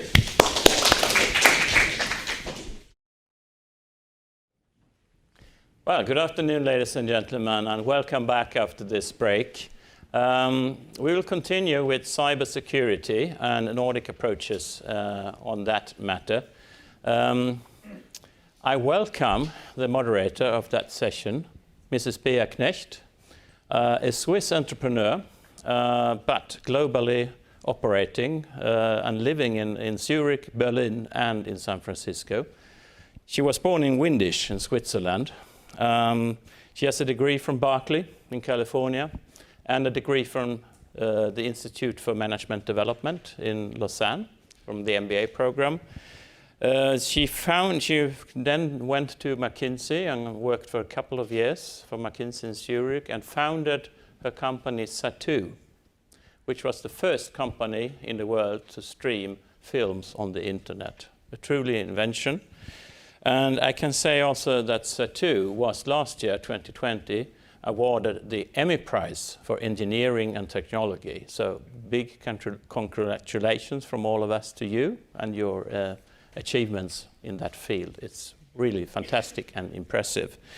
You are also, Bea, on the board for media and digital matters of the Swiss government on that commission, and you're an advisor to the Swiss government in these questions. So we are very much looking forward to this hour on cyber technology and cyber security. Now in this session, all the participants and the panelists are actually participating via link. So I hand over to you and looking forward to learn more about this. Thank you, Carl. To begin with, I think it's so thoughtful that when talking about smart cities, you also talk about smart cities becoming hackable. That really is what we're looking at, our hackable future. And we are just coming out of a big hack, which is called Corona. And during Corona, I thought, this is bad, but what if the internet goes down? And what if we have some sort of coinciding cyber threat? It turned out differently. We were saved by computers. This is the first crisis of humanity where we were warmly bedded by robotics, supply chains, remote work, computers basically organizing our lives, while the streets were basically empty other than for essential logistics. A truly life-changing, watershed-type moment in Earth's history. And not just computers were sort of floated to the top as our saviors, the role of cities changed. Cities were depopulated. We're here to talk about smart cities, but these smart cities were depopulated. I hear in Norway everyone has a house in the countryside, and basically the cities were empty. I think Sweden is not much different. And in Switzerland, actually quite similar. We discovered Switzerland. We discovered our own country. And I learned things I never knew. I have a sister whose husband is one of the top mountaineers in Switzerland, and there are valleys, even at his age, at 70, he still has never seen. Imagine that. So there's lots to discover locally, as we found, as we reorganized our lives in a pandemic. So what we are here to discuss is what happens if we have a cyber pandemic. What if the electricity that we talked about so at length in the prior panel, what if that electricity no longer flows? Well, if that no longer flows, then water no longer flows. And then we really have a compound problem. We would also then not be able to hold conferences like these in a physical or even remote setup or hybrid setup. we wouldn't be able to order anything. We'd really have a big problem. So let's avoid that. And in order to do that, today I have prepared the panel in 4 segments. We'll start with gripping anecdotes from real life. I don't want to bore you with generalities. We'll dive right into the middle of it. And I've asked my 2 panel members who are joining today to relate from their first or second-hand experience what they have encountered, to make it clear this is real. Then we'll go up one level, zoom up a bit, and talk about what do we mean when we talk about cybersecurity. We'll define it, and we'll talk about the systems and processes, especially from the perspective of a city that are affected. Then we'll talk about the next 10 to 20 years.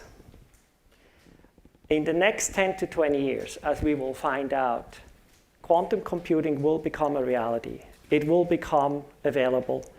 That means all our digital locks that we have built will have to be changed. Imagine that.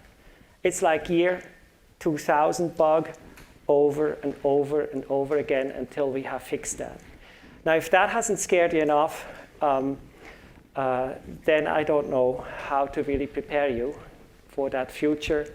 And the last section then really should be, okay, assuming you have realized this is an important issue, how do we prepare? And how could a city actually have the proper resources to deal with this? Because it is unlikely, isn't it, that a city could counter state threats from North Korea or Russia or China, or even friendly espionage or cyber hacking threats.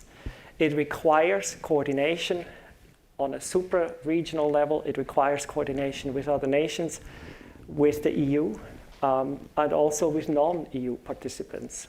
It's a cooperative effort. So with that outlook, I'd like to introduce the 2 panel members. I'll start with a researcher at Fraunhofer Institute. He's the one who put me on this quantum computing thing. And that is one of his specialties. Nikolai Cholchev, I welcome you here. Wonderful to have you here. And we'll give you a further introduction, or you can introduce yourself as we go on in the panel. And now I'd like to introduce Bo Fristed from the city of Aarhus. He is in Denmark. He is part of the city management in charge of IT and infrastructure. And without further ado, I promise to keep this gripping. We'll dive into the presentation of Bo Fristed. We only have one presentation, and it's brief, I promise, but it is practical, and you'll see it applies to every city. So, Bo, if you could, and our production people, if they could please put up Bo's presentation. Thank you. Hi, everyone. Good afternoon. As said, my name is Bo Fristed. I'm from Aarhus in Denmark, the number 2 largest city in Denmark. I am, amongst other things, head of digitization in Aarhus, responsible for cultures and citizen services, and also a part of the board surrounding the common IT infrastructure and IT solution across the city. So if you please could change the slide. Yeah, in general, Aarhus and I think every city in Denmark are exposed to exactly the same attacks that everyone else are. We have attempts of ransomware using phishing, DDoS attacks on our domains, crypto miner viruses on our servers, and a lot of stuff like that. Our network is constantly under attack because the attackers are using kind of scatterguns, shooting at everything. But the unique thing about being a municipality, a city like Aarhus, is that our organization is so wide and spread over so many both physical and virtual locations. We have about 3,800 buildings in the city of Aarhus owned by the municipal, and they all having Wi-Fi and a lot of installations. So that's kind of a wide span to cover. Furthermore, we have a lot of ordinary but also sensitive personal information about our citizens, how much they earn, what kind of sickness they have and stuff like that. So this is really sensible information that we need to secure. Finally, we also are led by politicians, and in Denmark, as in every other country, they may be more in the risk of being the aim of attack from someone who wants to do something bad. So I think that if you put on top of that the risk putting in by embedded employees, I think we can say, we have 25,000 PCs, we have almost as many smartphones, we have all these locations, so we have really a big area to cover when we're talking about cybersecurity. So I have two examples. The first one is kind of maybe common in Europe, and it started out by the US authorities warned about the Chinese cameras from a specific company owned by the Chinese state. That led to a discussion, political and also in the press, about how is the situation in Aarhus and in Denmark. The story was kind of similar to the activities surrounding the dissemination around Huawei, where a country, in this case the US, are giving warnings to their fellow countries about the possibility of these cameras that they could be used for bad purposes. So we made a count. We have about 1,300 Chinese cameras from that specific vendor in our city, because they make really good cameras, and at the same time they're cheap. So still not knowing whether this is a real risk, we did the mapping of the cameras. We are monitoring traffic in the network. We have segmented our networks so that we have a network only covering the cameras. And then, of course, we're not buying any more cameras. So what was a small statement from the US government gave us in Denmark a lot of work in order to ensure whether this is a real risk. Next slide, please. The next case I'm going to elaborate a little bit more about, because I think actually this is a risk that every city in Europe are open to. The libraries, the public libraries, are giving access to computers to their visitors, to their citizens. We have done that in Denmark for many years. In Denmark, we also have something we call Easy ID. This is a way where we can access our bank, our public affairs, our insurance company and stuff like that. It's a two-factor security. You need a username and an access code, and then a second factor of entrance, either using your smartphone or a card. What we saw a few years back, 2 years ago, were that criminals were placing keyloggers on our public computers. At the beginning, they were putting on physical keyloggers, as the one on the picture, where you put a device between the keyboard and the computer. This gives access to the persons, the criminals, to see everything you do on the computer. And if you visit the library, and if you are visiting your digital bank, everything you did was recorded, and afterwards the criminals were collecting the keyloggers. Nowadays they are wireless, and actually we've seen now that they are software based. We have a lot of cases in Denmark. Luckily, we don't have any in Aarhus, and we haven't had any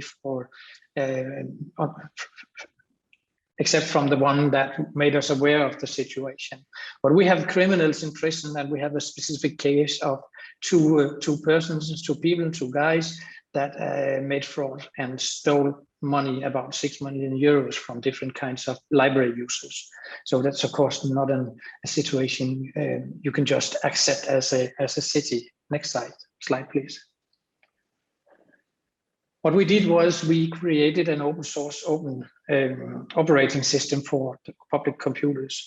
So we now have our own operating system. It's open source and it's accessible for everyone, also outside the national borders. And we put in a lot of functionality. For instance, if anyone nowadays are putting in some kind of device in a USB drive or something like that, we get an alert, and then at the same time the computer locks down. Also, if a library user are using our computers and they are leaving the computer, it locks out automatically after only about 30 seconds. We have a web-based centralized administration, so we can ensure that every computer, we have about 300 of those in the city of Aarhus alone, are always updated with the newest security software and system updates. And also we are able to control our info screen, so we can send out warnings if we see an attack. So after we did that, we have had no other situation in Aarhus, but we have had several in other cities, and now this solution we created are spreading out to other cities. So this is just one example on how creative the criminals are in order to get access like this to personal information they can use for criminal purposes. I think this was the two cases I have chosen to bring, and I'm of course ready to elaborate on that. Thank you so much, Bo. Now I'd like to include again Nikolai Tolchev in the panel. And I'll ask him to share similarly as Bo did an anecdote, but without slides. Yes, great. Thank you. Thank you very much for having me on the panel. And I'm very grateful to have the chance to present to you some of our experiences from the past years. I would start away. One of the cases that I'm going to talk about is actually something that just happened kind of like last year around this time. And it's really a very funny story. So this is actually something that was all around on the news at some point. I think that there was a very high-level meeting at the European Commission in Brussels on the topic of security. So there were all the security advisors and probably even also high-level politicians, which were discussing on different crises right now around the world. I think that from one of the European countries, the Ministry of Defense basically was using the corresponding social media to more or less show that she's also participating, or he's also participating in this high-level event, and kind of like posted a picture of the current event, and you know, all these pictures that people like to post on Twitter. What was the issue there is that actually on the picture there was enough information that if you put some effort, you could actually more or less find out the Zoom channel that all the politicians have joined, and it was actually not even properly protected. So it happened that a journalist from the Netherlands basically managed to pick up all this information, and within something like 5 minutes, without even being a hacker or whatever, he just managed to enter the high-level security meeting. And there is a very funny video on YouTube where you can really see the guy really popping up and in the middle of the discussion of these high-level guys.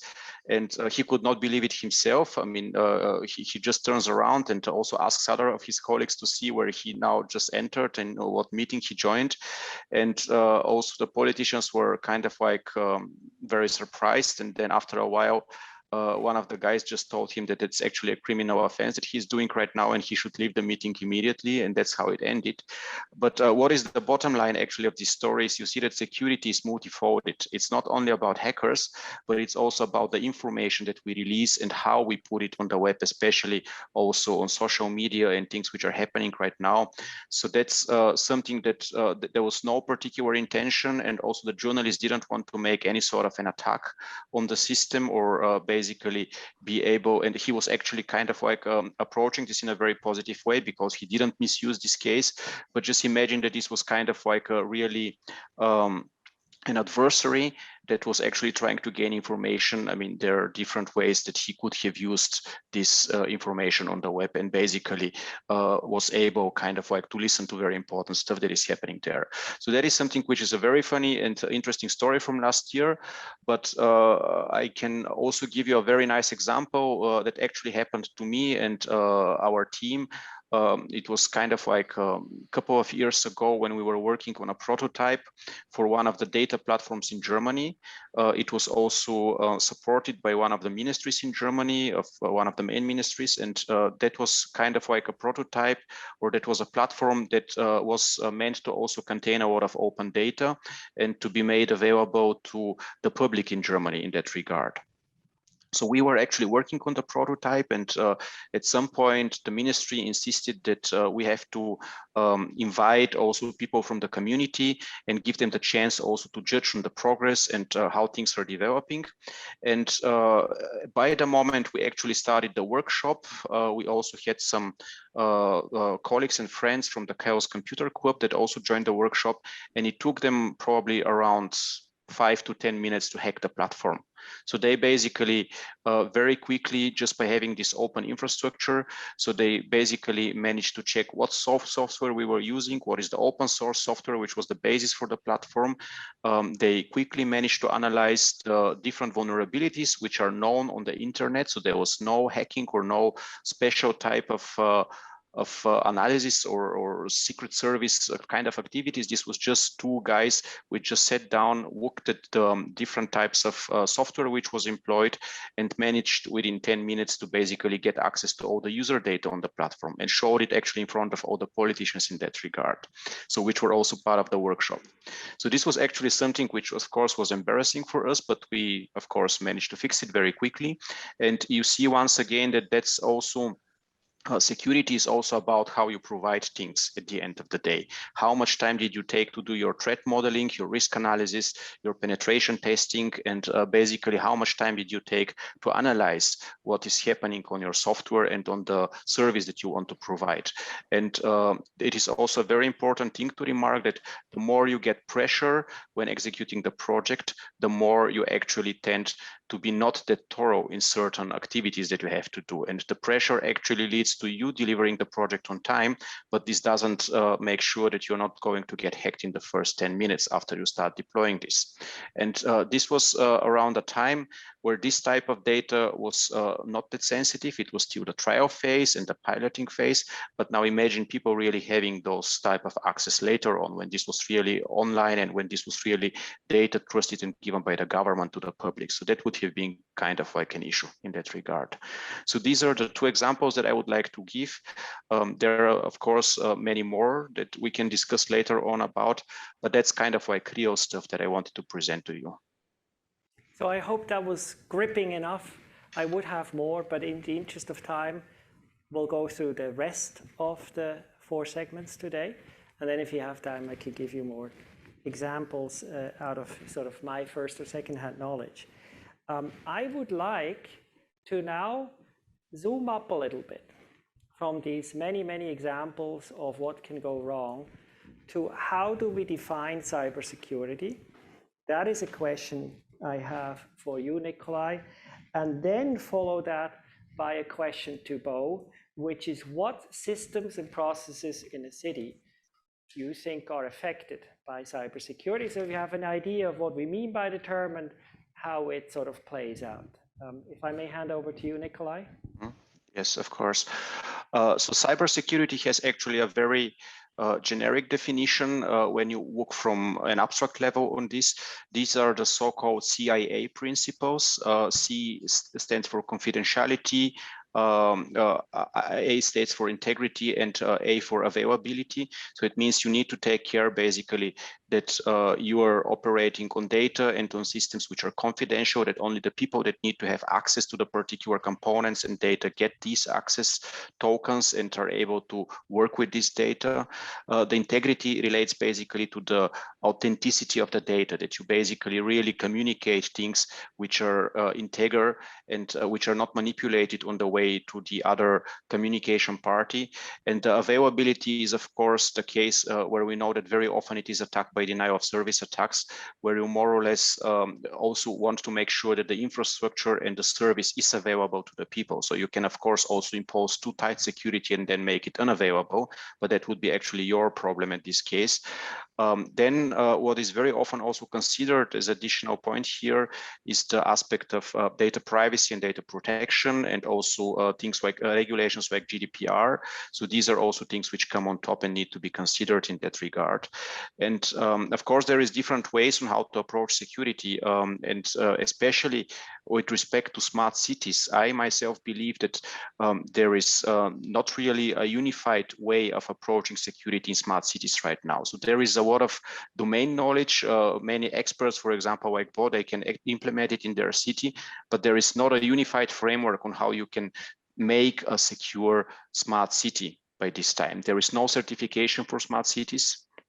There is no systematic testing that you can say, okay, this city is smart and it has been approved to be smart and it's also secure. So there is no such things right now. So there is just single solutions, island solutions across Europe and across the world. But there is not an approach like we normally have it in energy or automotive or aerospace industry or telecommunication industry, where there are established processes on how you reach security. With that in mind, I would like to hand over to Bo and to the continuation of the discussion.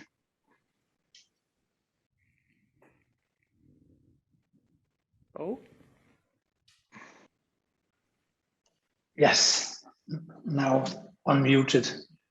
I think about the security risk we have. You know, there's more than one angle. First of all, it's about the access of the users, because access can be stolen. So in order to handle that, we in Denmark, we're now working on implementing something we call NSIS, and it's an acronym for National Standard for Identity Assurance Levels. So we are segmenting our systems and applications into different categories.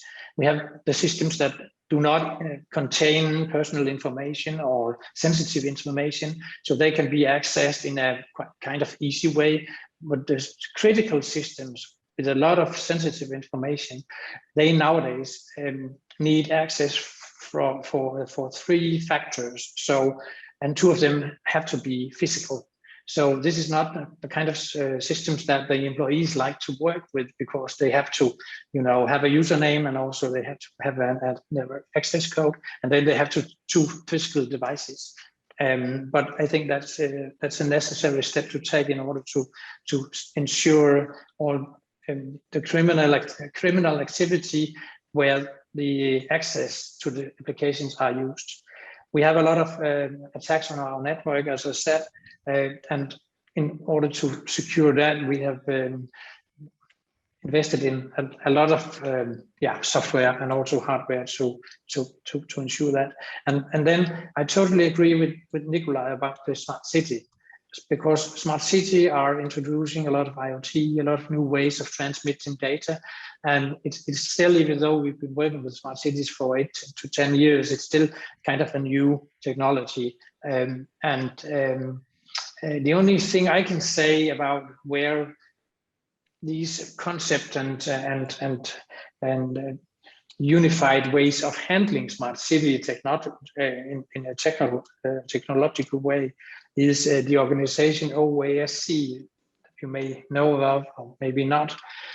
Open and agile smart cities that are supported by the EU and are working on creating standards for smart city. I happen to be the Danish representative into that organization, and it's now expanding also outside the EU borders, because we all have this need of getting secure ways of transmitting our data.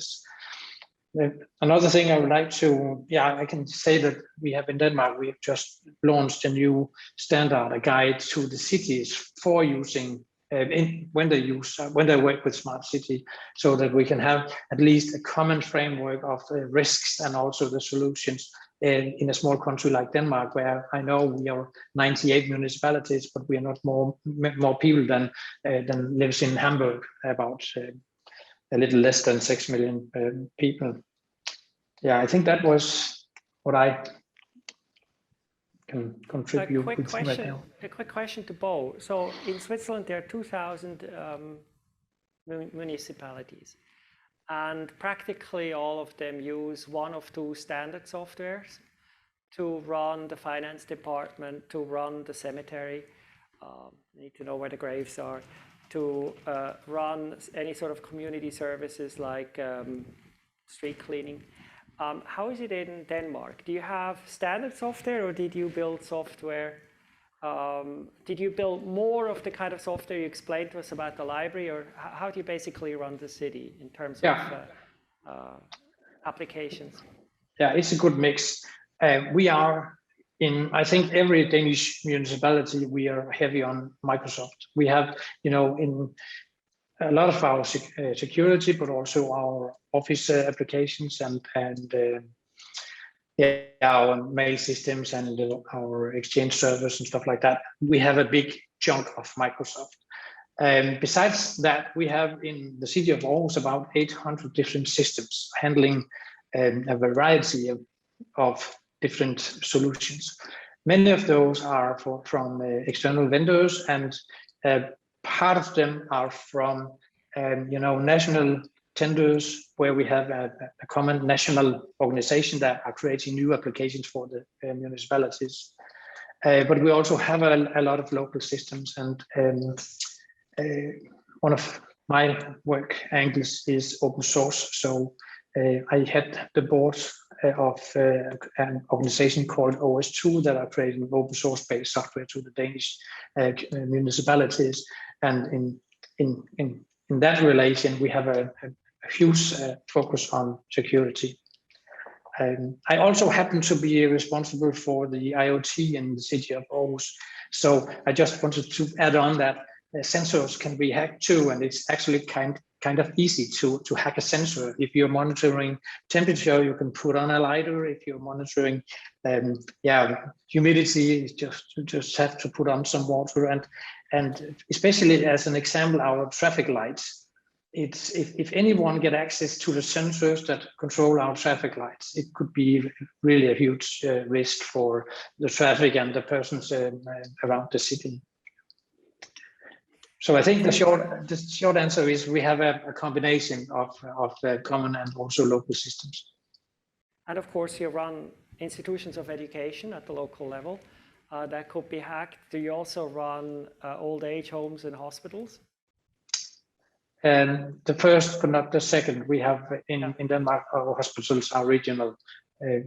But we have, of course, the dialogue between the hospitals and the municipality, because when you leave the hospital, hopefully you leave it, not if, then you are going home, and then the municipality are taking over. So we have, of course, a lot of communication between the systems. I talked to a crisis advisor and crisis manager who advises cities in Europe, actually. She was formerly in charge of crisis management at the city of Zurich.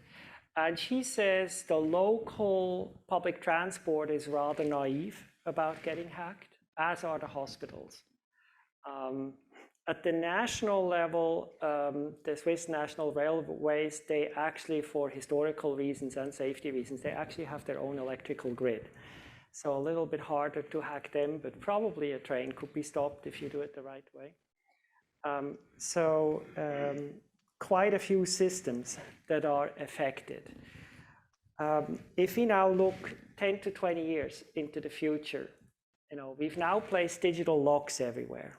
And you may recall from my intro, we are assuming currently these digital locks are really, really, really hard to break, because it takes immense computing power to hack the hashes, hack the encryption. This may change, Nikolai, right? So there is a couple of things that if we think of what can happen in the next 10 years, that will be of paramount importance. So the first thing is, of course, if we think of 2030, that's kind of like probably the advances in the domain of quantum computing, which we also now have a lot of activities at the Fraunhofer Society. I'm also leading a small group at the Focus Institute in Berlin on this topic. And it is actually expected that around 2030, if you look at the current roadmaps, there might be a good chance that our current cryptography that we use on the internet might be in danger. So that it would be kind of like possible basically to connect and break certificates that we're using for encryption. So basically the certificate is our own way or our own means of how we encrypt the data. And until now, it actually is very safe because the current computers are not really able to solve the complexity of the problems which are behind the creation of the certificate. But with the coming up of more and more powerful quantum computers, this might be a really serious issue at some point, which doesn't mean that that was it and it's over. It just means that we need to have a good strategy on how to exchange the current cryptography on the internet, because there is cryptographic systems out there which are already well developed that are actually quantum safe and they cannot be hacked by a quantum computer, but they need to be deployed in practice. And you can imagine we have the whole of the internet right now. We have all the system across the world. We just talked about hospitals. We talked about the railway systems, so they are all secured by such type of certificates that must be exchanged, and that might be kind of like an effort, and probably it's a near 2000 type of a problem in terms of that it looks very scary, but if we are well prepared, probably it's not a problem. But that's something that is still visible by now, and we might actually think of it on how to approach it. Another thing which is of special interest and relevance for smart cities is also something that was just discussed right now a couple of times. I mean, that we can actually try to compromise the data for the cities, more or less. I mean, we just talked about the sensors, how we can manipulate the sensor data. We can also manipulate the sensors themselves. I mean, they're out there, they're in the wild. And it is possible that someone just exchanges some component and puts something else. But what is also very important is that the interconnection in a smart city means that we get data from sensors and we get it from anywhere. And we have, at the end of the day, we have something like a data lake where all these different types of data are converging. And what we are using on top of these data lakes is artificial intelligence algorithms or machine learning algorithms. And actually, a lot of machine learning and artificial intelligence is already employed. I mean, autonomous cars, a lot of things that happen in our cars are actually based on machine learning techniques. But the point is, and what we are still not that much aware, or now is the research just coming up, is that by manipulating the data that you give to those algorithms to train them, you actually can manipulate the algorithm later on. And it's very easy to show. I mean, there are cases, we have it as a demonstration in our labs, that how you can change, for example, the algorithm for recognizing a traffic sign for a stop sign, how you can change the algorithm and manipulate it just slightly, that the algorithm starts recognizing a stop sign as a sign that there is a speed limit of 100 here. Yeah. So, and that's something which is very dangerous if you, for example, if we talk about autonomous cars. So it means we need also to have the capability to assess the quality of the data. And this is something which is not even coming at 2030. It will be very relevant within the coming 3 to 4 or 5 years. And that's a real danger. So we need actually mechanisms in place and processes in place also to deal with the quality of data, especially in the case of artificial intelligence for smart cities. Thank you. And Bo, how do you see the next 20 years at Aarhus? I think, first of all, I think we have to move our security from this fence we have built. We have our own network in the city, but it's kind of like we build a fence around the entire city. But I think we need to build security around the applications, the systems. That's one thing. I'm kind of scared about this situation where we have seen, there were some journalists a short while back that actually tried to hack different kinds of cars because the cars are online now, and some of them were already hackable with existing technology.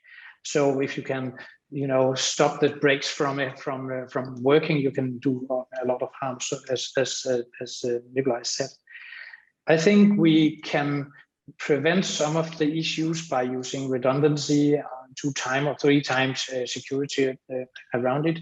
But I also foresee that the criminals are getting better as we are getting better to make security around it. So I think that's also the reason why we have in Denmark established a Center for National Cybersecurity that are giving advice to the cities and also to the state departments around security.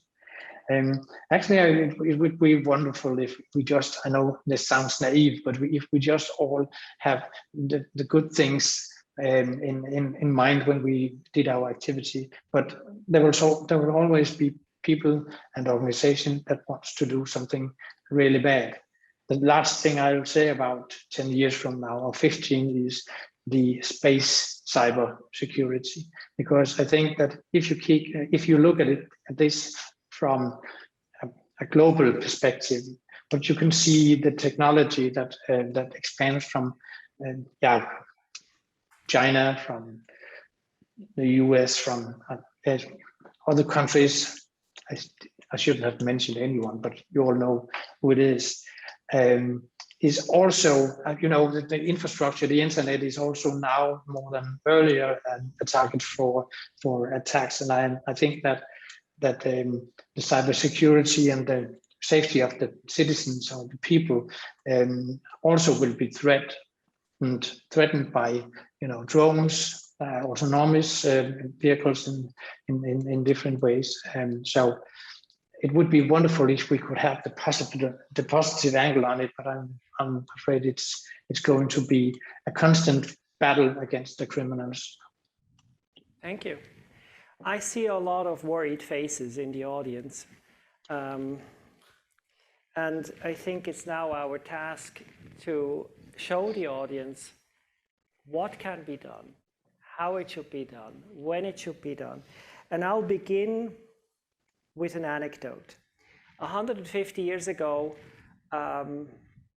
there was a sense in the UK that some kind of crime requires a special form of investigation. And the figure of Sherlock Holmes was born. And it became an inspiration to the police forces worldwide. Then in the 80s and early 90s, US crime shows showed us that DNA would unlock the secrets to capital crimes that were committed decades prior. And very recently, with the availability of comparative genomics, where if a relative of yours maybe uploaded their DNA, your DNA basically also becomes determinable, or it massively narrows the range of possible suspects. A number of such crimes have been solved. These are very specialist skills, and the question that I'm posing and the answer that I'm sketching is, can we learn from how the police professionalized in terms of how we deal with cyber issues? So, for example, is there one number to call? No. If something happens to you, you have no idea who to call. Do you call the city? Do you call the state? Do you call the police? Do you call the Department of Finance? Do you call your company security? You have no idea. And in fact, in Switzerland, a lot of companies do not involve the state. Not so much, I think, because they are completely sure the state couldn't help. Maybe they are, but I wouldn't, look at it quite so negatively.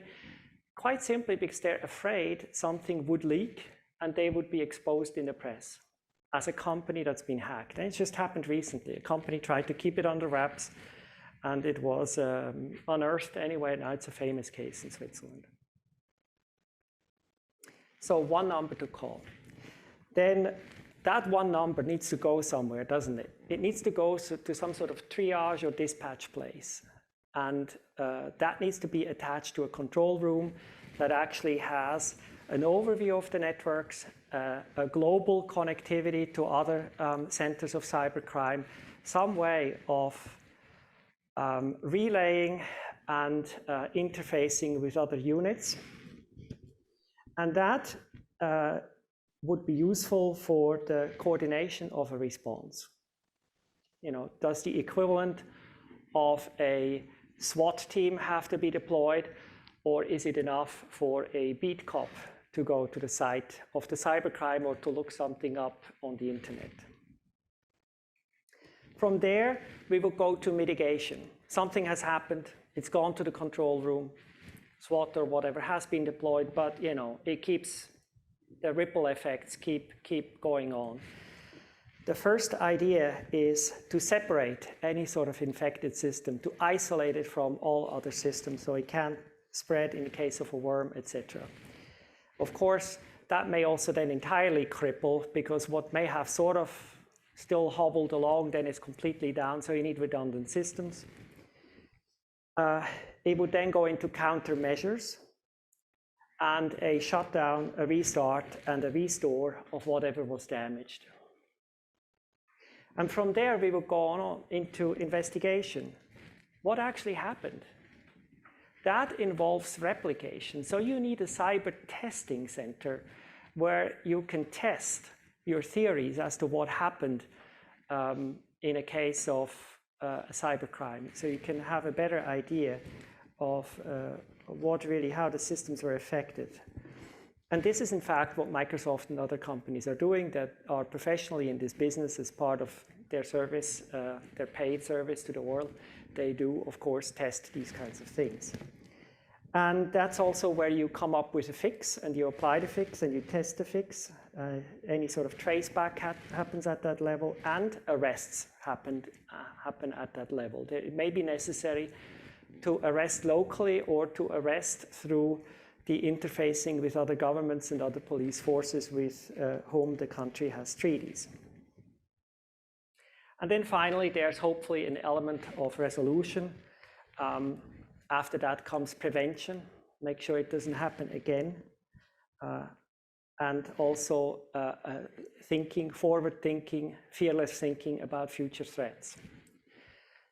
So with that in mind, with that blueprint in mind, I'd now like to poll Nikolai and Bo about how, in such a sort of layered understanding of future cyber policing, how would the city divide up its work with the region, and how would the region divide its work with the nation, and how would the nation organize its work among its different departments, especially finance, infrastructure, and energy, the army, of course, defense, and justice and police. These are the minimum 4 departments that I see heavily involved in cybersecurity. If you have some organization that just handles all sort of IT needs of a country, then of course that would be involved as well. And I'd like to separate it from the countermeasures of the espionage units and the army itself. So just on the departmental, administrative level at a country. And finally, how should it be different, with relation to the EU and other neighboring states? So if you can keep this all in your head, I don't know, I'll leave it up to you. Who wants to go first? Go ahead, Bo. Yeah. This was the longest question of the day, maybe the week, I think.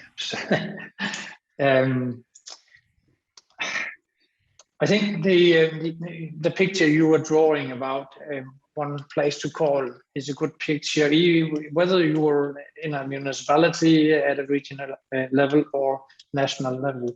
As said before, we have this Center for Cybersecurity in Denmark already, and as I also said, Denmark is not bigger than a big city in Germany or France. So in a way, we already have this, support where we can report an incident. But at the same time, we are also, handling it in a local way. And actually, as we know, we haven't experienced a successful attack in the city of Aarhus as long back as I remember. We have the constant pressure. We can see what's happening outside, but until now we have been able to keep it, outside our doors. I think that there's a big issue here for the EU.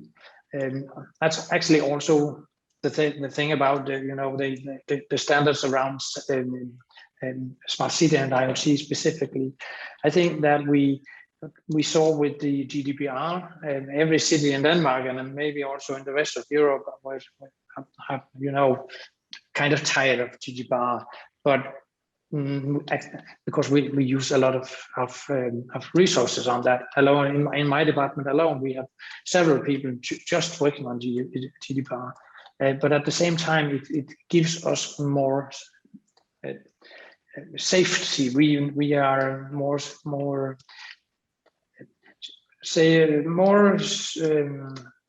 aware of our risk around our systems. So I would like to turn it around and say, instead of from the municipality to the regions to the state, I want to like to turn it around and then put all my eggs in the basket of the EU. Because even though it can be heavy and it can be long, I think it's the way to go if Europe are going to also handle what comes from outside our borders. Okay, so a clear call for EU leadership in this area. I think I can relatively safely guess that the 3 Nordic countries that are comparable to Switzerland in size, Norway, Sweden, Denmark, each needs to have about 2,000 people in security, in cybersecurity, of which about 1,000 in the private sector, directly employed by the corporations, and about 1,000 in the national administration, of which about 200 in a cybersecurity center at the top. And I've come up with this number by discussing it with a cyber expert at one of the Swiss technical universities. I've discussed it also with the government. Haven't gotten too much opposition. It's a ballpark figure, but if you'd like to know where the heck these people are and what they're going to do, the outline that I've given you gives you a sort of a sense that that's needed. And if you think about the police, we would never think that that level of staffing is too much. We just don't have a grasp yet of what we're looking at, I think. So we need to ramp up. And Bo, as much as I like the EU, I think this is a classic case of discussion of responsibilities between the city, the state, the nation, and the supra-nation. It begins with who's taking care of the streets in winter. It goes into who's taking care of the poor, and it ends in cybersecurity. So it's a never-ending discussion of whose responsibility it is. But I think we need to have a sense that it's layered. Some things are local, like simple policing. Some things are sort of at a mid-tier, like as in the criminal units of the police. Not every city has it, but some larger cities didn't have that. Some things are federal, like the federal police, and so on. And now, Nikolai? I absolutely agree with both of you that things are actually much more complicated than they look, because at the end of the day, it is like this, that we have now many critical infrastructures out there. So we have the railway systems, we already have the energy domain, and we actually have the telecommunication domain, and they all have their own way of dealing with security, and that's actually very sophisticated. For example, if you take a telecom provider, I mean, they really have their ways. They have security operations centers, risk analysis, they have penetration testing on a regular basis. The question is now, how does this transfer to the smart city? What is actually happening in the smart city? And the smart city is actually much more complicated. I mean, I have the feeling that in Aarhus, you have the luxury of really being able to do many things yourself, but you will find out that you're actually an exception. I mean, 95 to even more than 95% of the cities in Europe, they don't have the capacity to do their IT and information communication infrastructure themselves. So this means they need actually to integrate, they need to buy products, they need to work with services. And now the question is, of course, how do you make sure that those products and those services that the city buys for its citizens, that they actually are secure and that they work in an integrated manner and deliver a secure and safe service to the citizens. And I believe that the way to go forward is to have cybersecurity agencies on different levels, as we just discussed, that are actually monitoring exactly the activities of the cities. And they should also be integrated, as was said before, on the level of the country and then on the level of the European Commission. We have actually already many of those things in place. I mean, the European Commission has ENISA. In Germany, we have the BSI, which is taking care of many of those critical infrastructures, and they still are not doing much in the direction of smart cities, but from what I sense already is that they're orientating in this direction. But what is very important here is to really have those agencies which are observing, monitoring, evaluating, and continuously testing the overall IT infrastructure as it is being integrated by the cities. Because a city, as I said, is an integrator. There will be many different products and software and hardware components that you'll be buying, and someone needs to continuously test and make sure that this works. I think it's a really good point. There's an element of testing, of cyber testing and testing the integration. I am afraid we are about to wrap up just because we want to respect the time. We'd have a lot of stuff to discuss.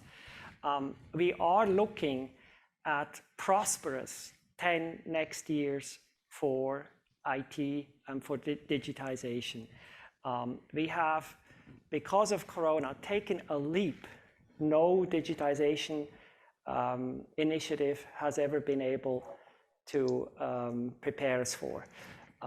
We have digitized every sort of government interaction that we have been able to. If it's not been digitized yet, it's going to be digitized. And I do not really worry so much about the software developers, quite frankly. They are relatively thoughtful about securing systems. I worry about everyone else. Also, I do think, as much as I said, I don't worry about the software development, computer science side of it quite so much. I do have to say that I don't know many people in computer science other than, let's say, you, Nikolai, who actually find security interesting. Most don't find it interesting. They find it something they have to do. It's sort of a hygiene factor. And I think it's going to get very exciting over the next 10 years. And I think there will be a lot of work, a lot of jobs, a lot of money, and a lot of good that will come out of it. So I encourage people to look at work in security as a career. If they're mathematicians, statisticians, computer scientists, etc., and help society, help us all stay safe. With that, I'd like to turn it over to the audience for any questions, if they're quick, or any sort of final words from the participants.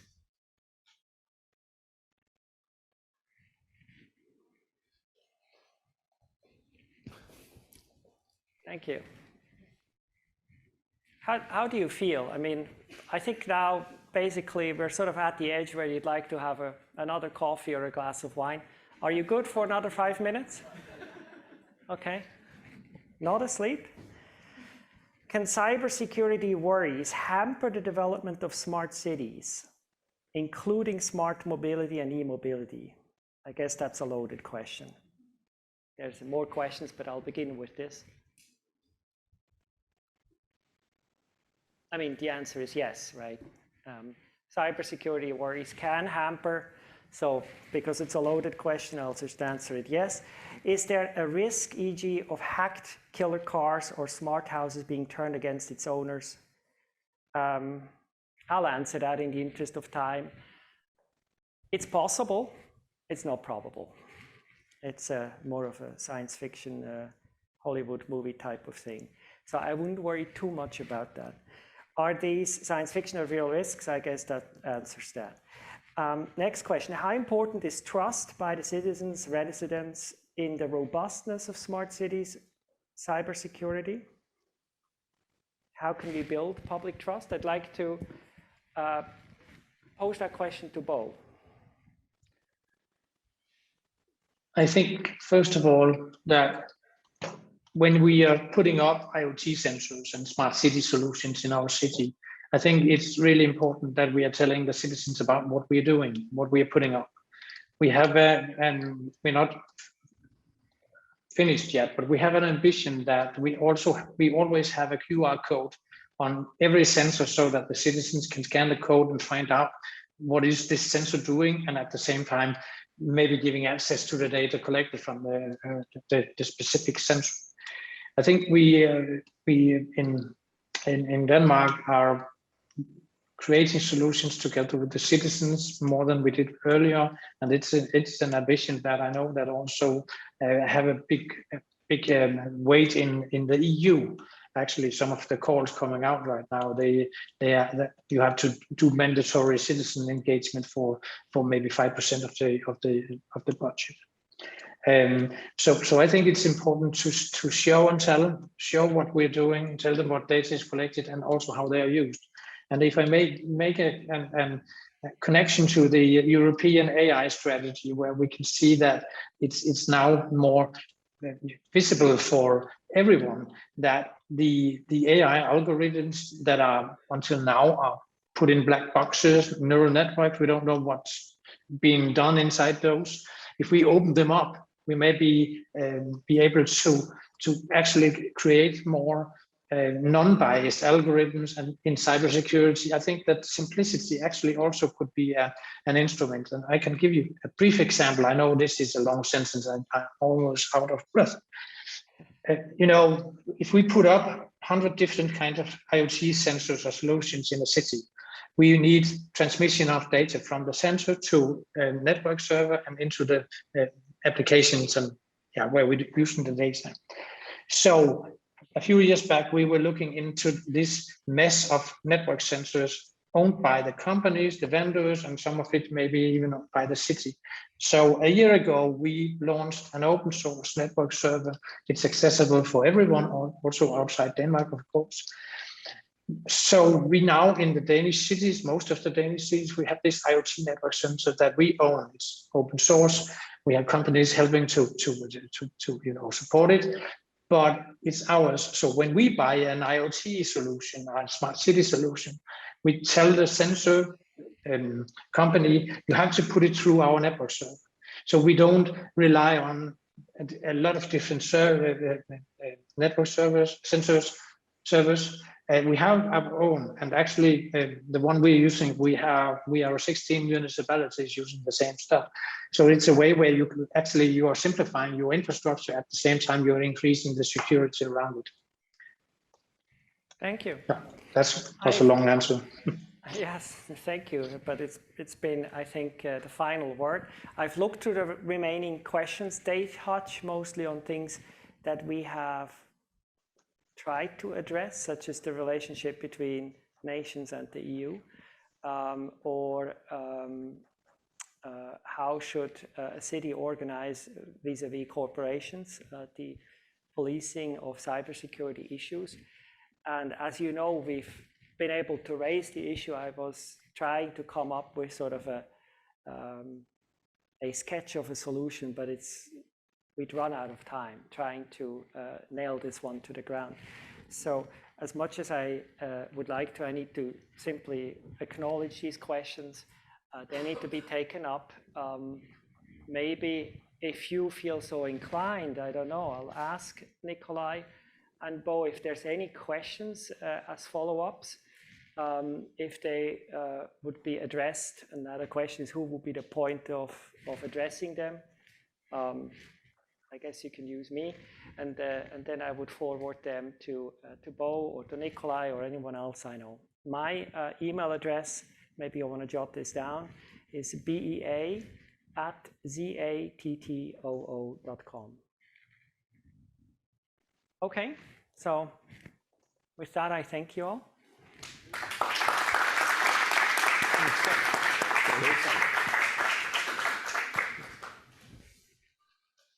Yeah, thank you, Bea. Dear audience, you might have noticed that Professor Limnell wasn't able to attend this session. It's due to an unforeseen event. And actually is apologizing and regretting very much that he couldn't participate, but sometimes that's simply life, okay? I think we were very much enlightened by this. It's difficult to grasp compared to energy solutions where you can switch very much simpler, yes, yes. What you have in your house, and you turn up the heat, turn down the heat, and you invest in new something and you understand it more. This is really about bits and bytes and structures and new orders. But anyhow, we're trying to summarize now a little bit what we learned, and one of my key learnings here is the strategic importance of data. We had it in Östen Ekengren's, I think, semi-final slide, one of the last ones.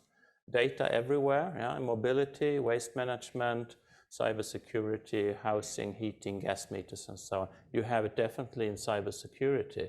I mean, is this something that you mentioned some solutions already, Bea, but is this really something that we normal human beings are going to be able to cope with, do you think?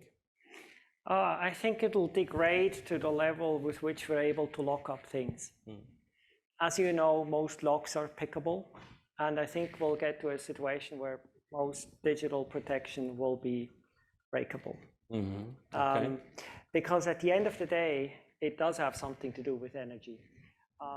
What you do is when you encrypt or protect is you use up a lot of CPU power, a lot of energy in order to authenticate the access and authorize the access. These are two different things. Authentication is who you are. Authorization is, okay, you are who you are, but do you actually have the right to? And then the data itself in a secure system would also be encrypted. That takes lots of compute power. And if you think about an IoT, like a little, I don't know, key fob tag or something innocent like that, where you expect it to work for a year with a little battery, you can very quickly understand that it's not trivial to make that thing do all that kind of work that I've just outlined. It would just take too much compute power. It would take too much battery. You would enjoy a very secure key fob for a day, and then you would have to swap the battery. So I think we'll have to make compromises as we move into the future. So how complex can the world be? We're talking about creating new neighborhoods where you have work and all shops and everything in 50 minutes walking distance. And here we are talking about creating a cybersecurity system which only in Norway requires up to 200,000 data policemen. I mean, can we handle this kind of complexity? I guess we have to, yeah. I mean, think about cloud, for example.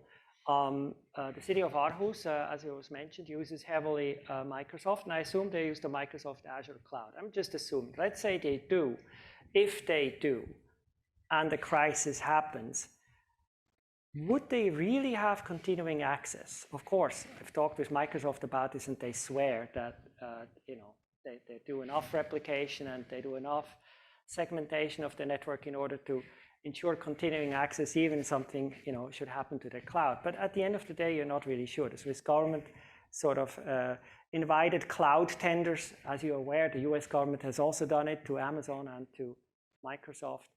The Swiss government invited also China to a cloud tender. And the question then, of course, is, you may give them your data, but do you get it back, right? They don't even have to hack it. It's just a question of, do they actually give you back the data? In the CIA triad, confidentiality, integrity, and availability, is it actually going to be available? It may not even be, in that case, China's fault. Maybe that something went down and you no longer have access to the data. So, yeah. China is another key learning I've taken away from this seminar. China is somehow everywhere. They're watching our data and they are, controlling our energy situation and waste situation and pollution situation. Some are saying they are faster than us. Some are saying they are lagging behind. I mean, how important, Stefan, is China now? Can we manage to do something on our own in Europe, or are we constantly dependent on China? I think we need to be able to cope it with, to deal it with on our own. But on the other hand, we also need to still have a communication with China, to try to find. I mean, we are in a very tense situation politically, that's for sure. But it can develop fast in either directions, and we need to be prepared for both. And one way of being prepared is, of course, to be able to deal with the situation ourselves. Simple as that. It's the new version of the old proverb saying, if you want peace, prepare for war. Yeah, I think so. Unfortunately, I think you're right. Okay. What I've learned is that I'm less concerned about environmental threats in the cities, and much more concerned about IT security now after your session. Yeah, I'm sure. So the advice would be to invest in that sector and that business. Okay. Yeah, because that's very interesting, because when we're talking about smart cities, it's very much about materials, energy, and so on. But I think data is really the But coming point. back to China, I mean, the situation during the COVID, the pandemic situation is quite obvious. We had a lot of producers now in Sweden or in Europe. They're sitting down and say, hey, let's see, we have a single source situation. Can we continue? Probably not. So they are actually trying to find subcontractors much closer. That's very interesting, because that was one of the key supply management concepts from the 1990s. One single source and build trust with your suppliers. Based on an assumption that we have globalization, that we have free flow of trade, that logistic chains work uninterrupted, right? No. Exactly. And that's no longer true if the container ports can't unload and so on. So far, my key learnings. What were your key learnings here, Bea? I think we need a definition for cybersecurity, and I was trying to work one out. So that's a humble submission to you, as sort of an initial audience to test this definition with. I also think we need a definition for smart cities and what's really important in smart cities. We need to go beyond the tutorial level. You know, this is the lay of the land. These are all the 10,000 things you could think of. To, in my opinion, in the city, probably your heating. Your heating is your number one consumer of CO2, of energy, of money in your life. So we need to do something about heating, and it happens at the family, multifamily, and district level. And heating can really vastly be optimized. The US is working on it with the Nest, but we heat in a different way. It's less responsive. We heat, floor heating and hydronic heating. Takes different concepts to optimize that, but we need to optimize that. Get away from oil, make it smart, use heat pumps and so on, and respond a bit to occupancy levels. Right. That when we think about smart, we don't just think about green. We don't just think about it being safe. We also think about saving money. And Stefan, your key lesson? My key lesson is that I'm, as I said, less concerned about the environment. I'm concerned, of course, but I think the solutions are there. New technology, businesses. We can't trust the politicians. We have to trust, as I said, scientists and business society. My second learning, which was maybe the most important, I will now go back to my grandchildren and say, whatever you do, study mathematics and go into IT security. Yes. Okay, thank you for that. We conclude today's seminar here, and you're all invited to wine and snacks at the first floor. On behalf of the organization team of the 5 Nordic embassies and the Skandinavischer Wirtschaftsverein, I say thank you for listening in, either via link or here on stage in Berlin at the embassies. From the Scandinavian Wirtschaftsverein, we are very happy to be able to conduct these discussions with you and meet and interact. And if you want to learn more about our Verein, visit us at our webpage, skandinavischer-wirtschaftsverein.de, and you're most welcome to participate in our coming sessions next year. Thank you very much.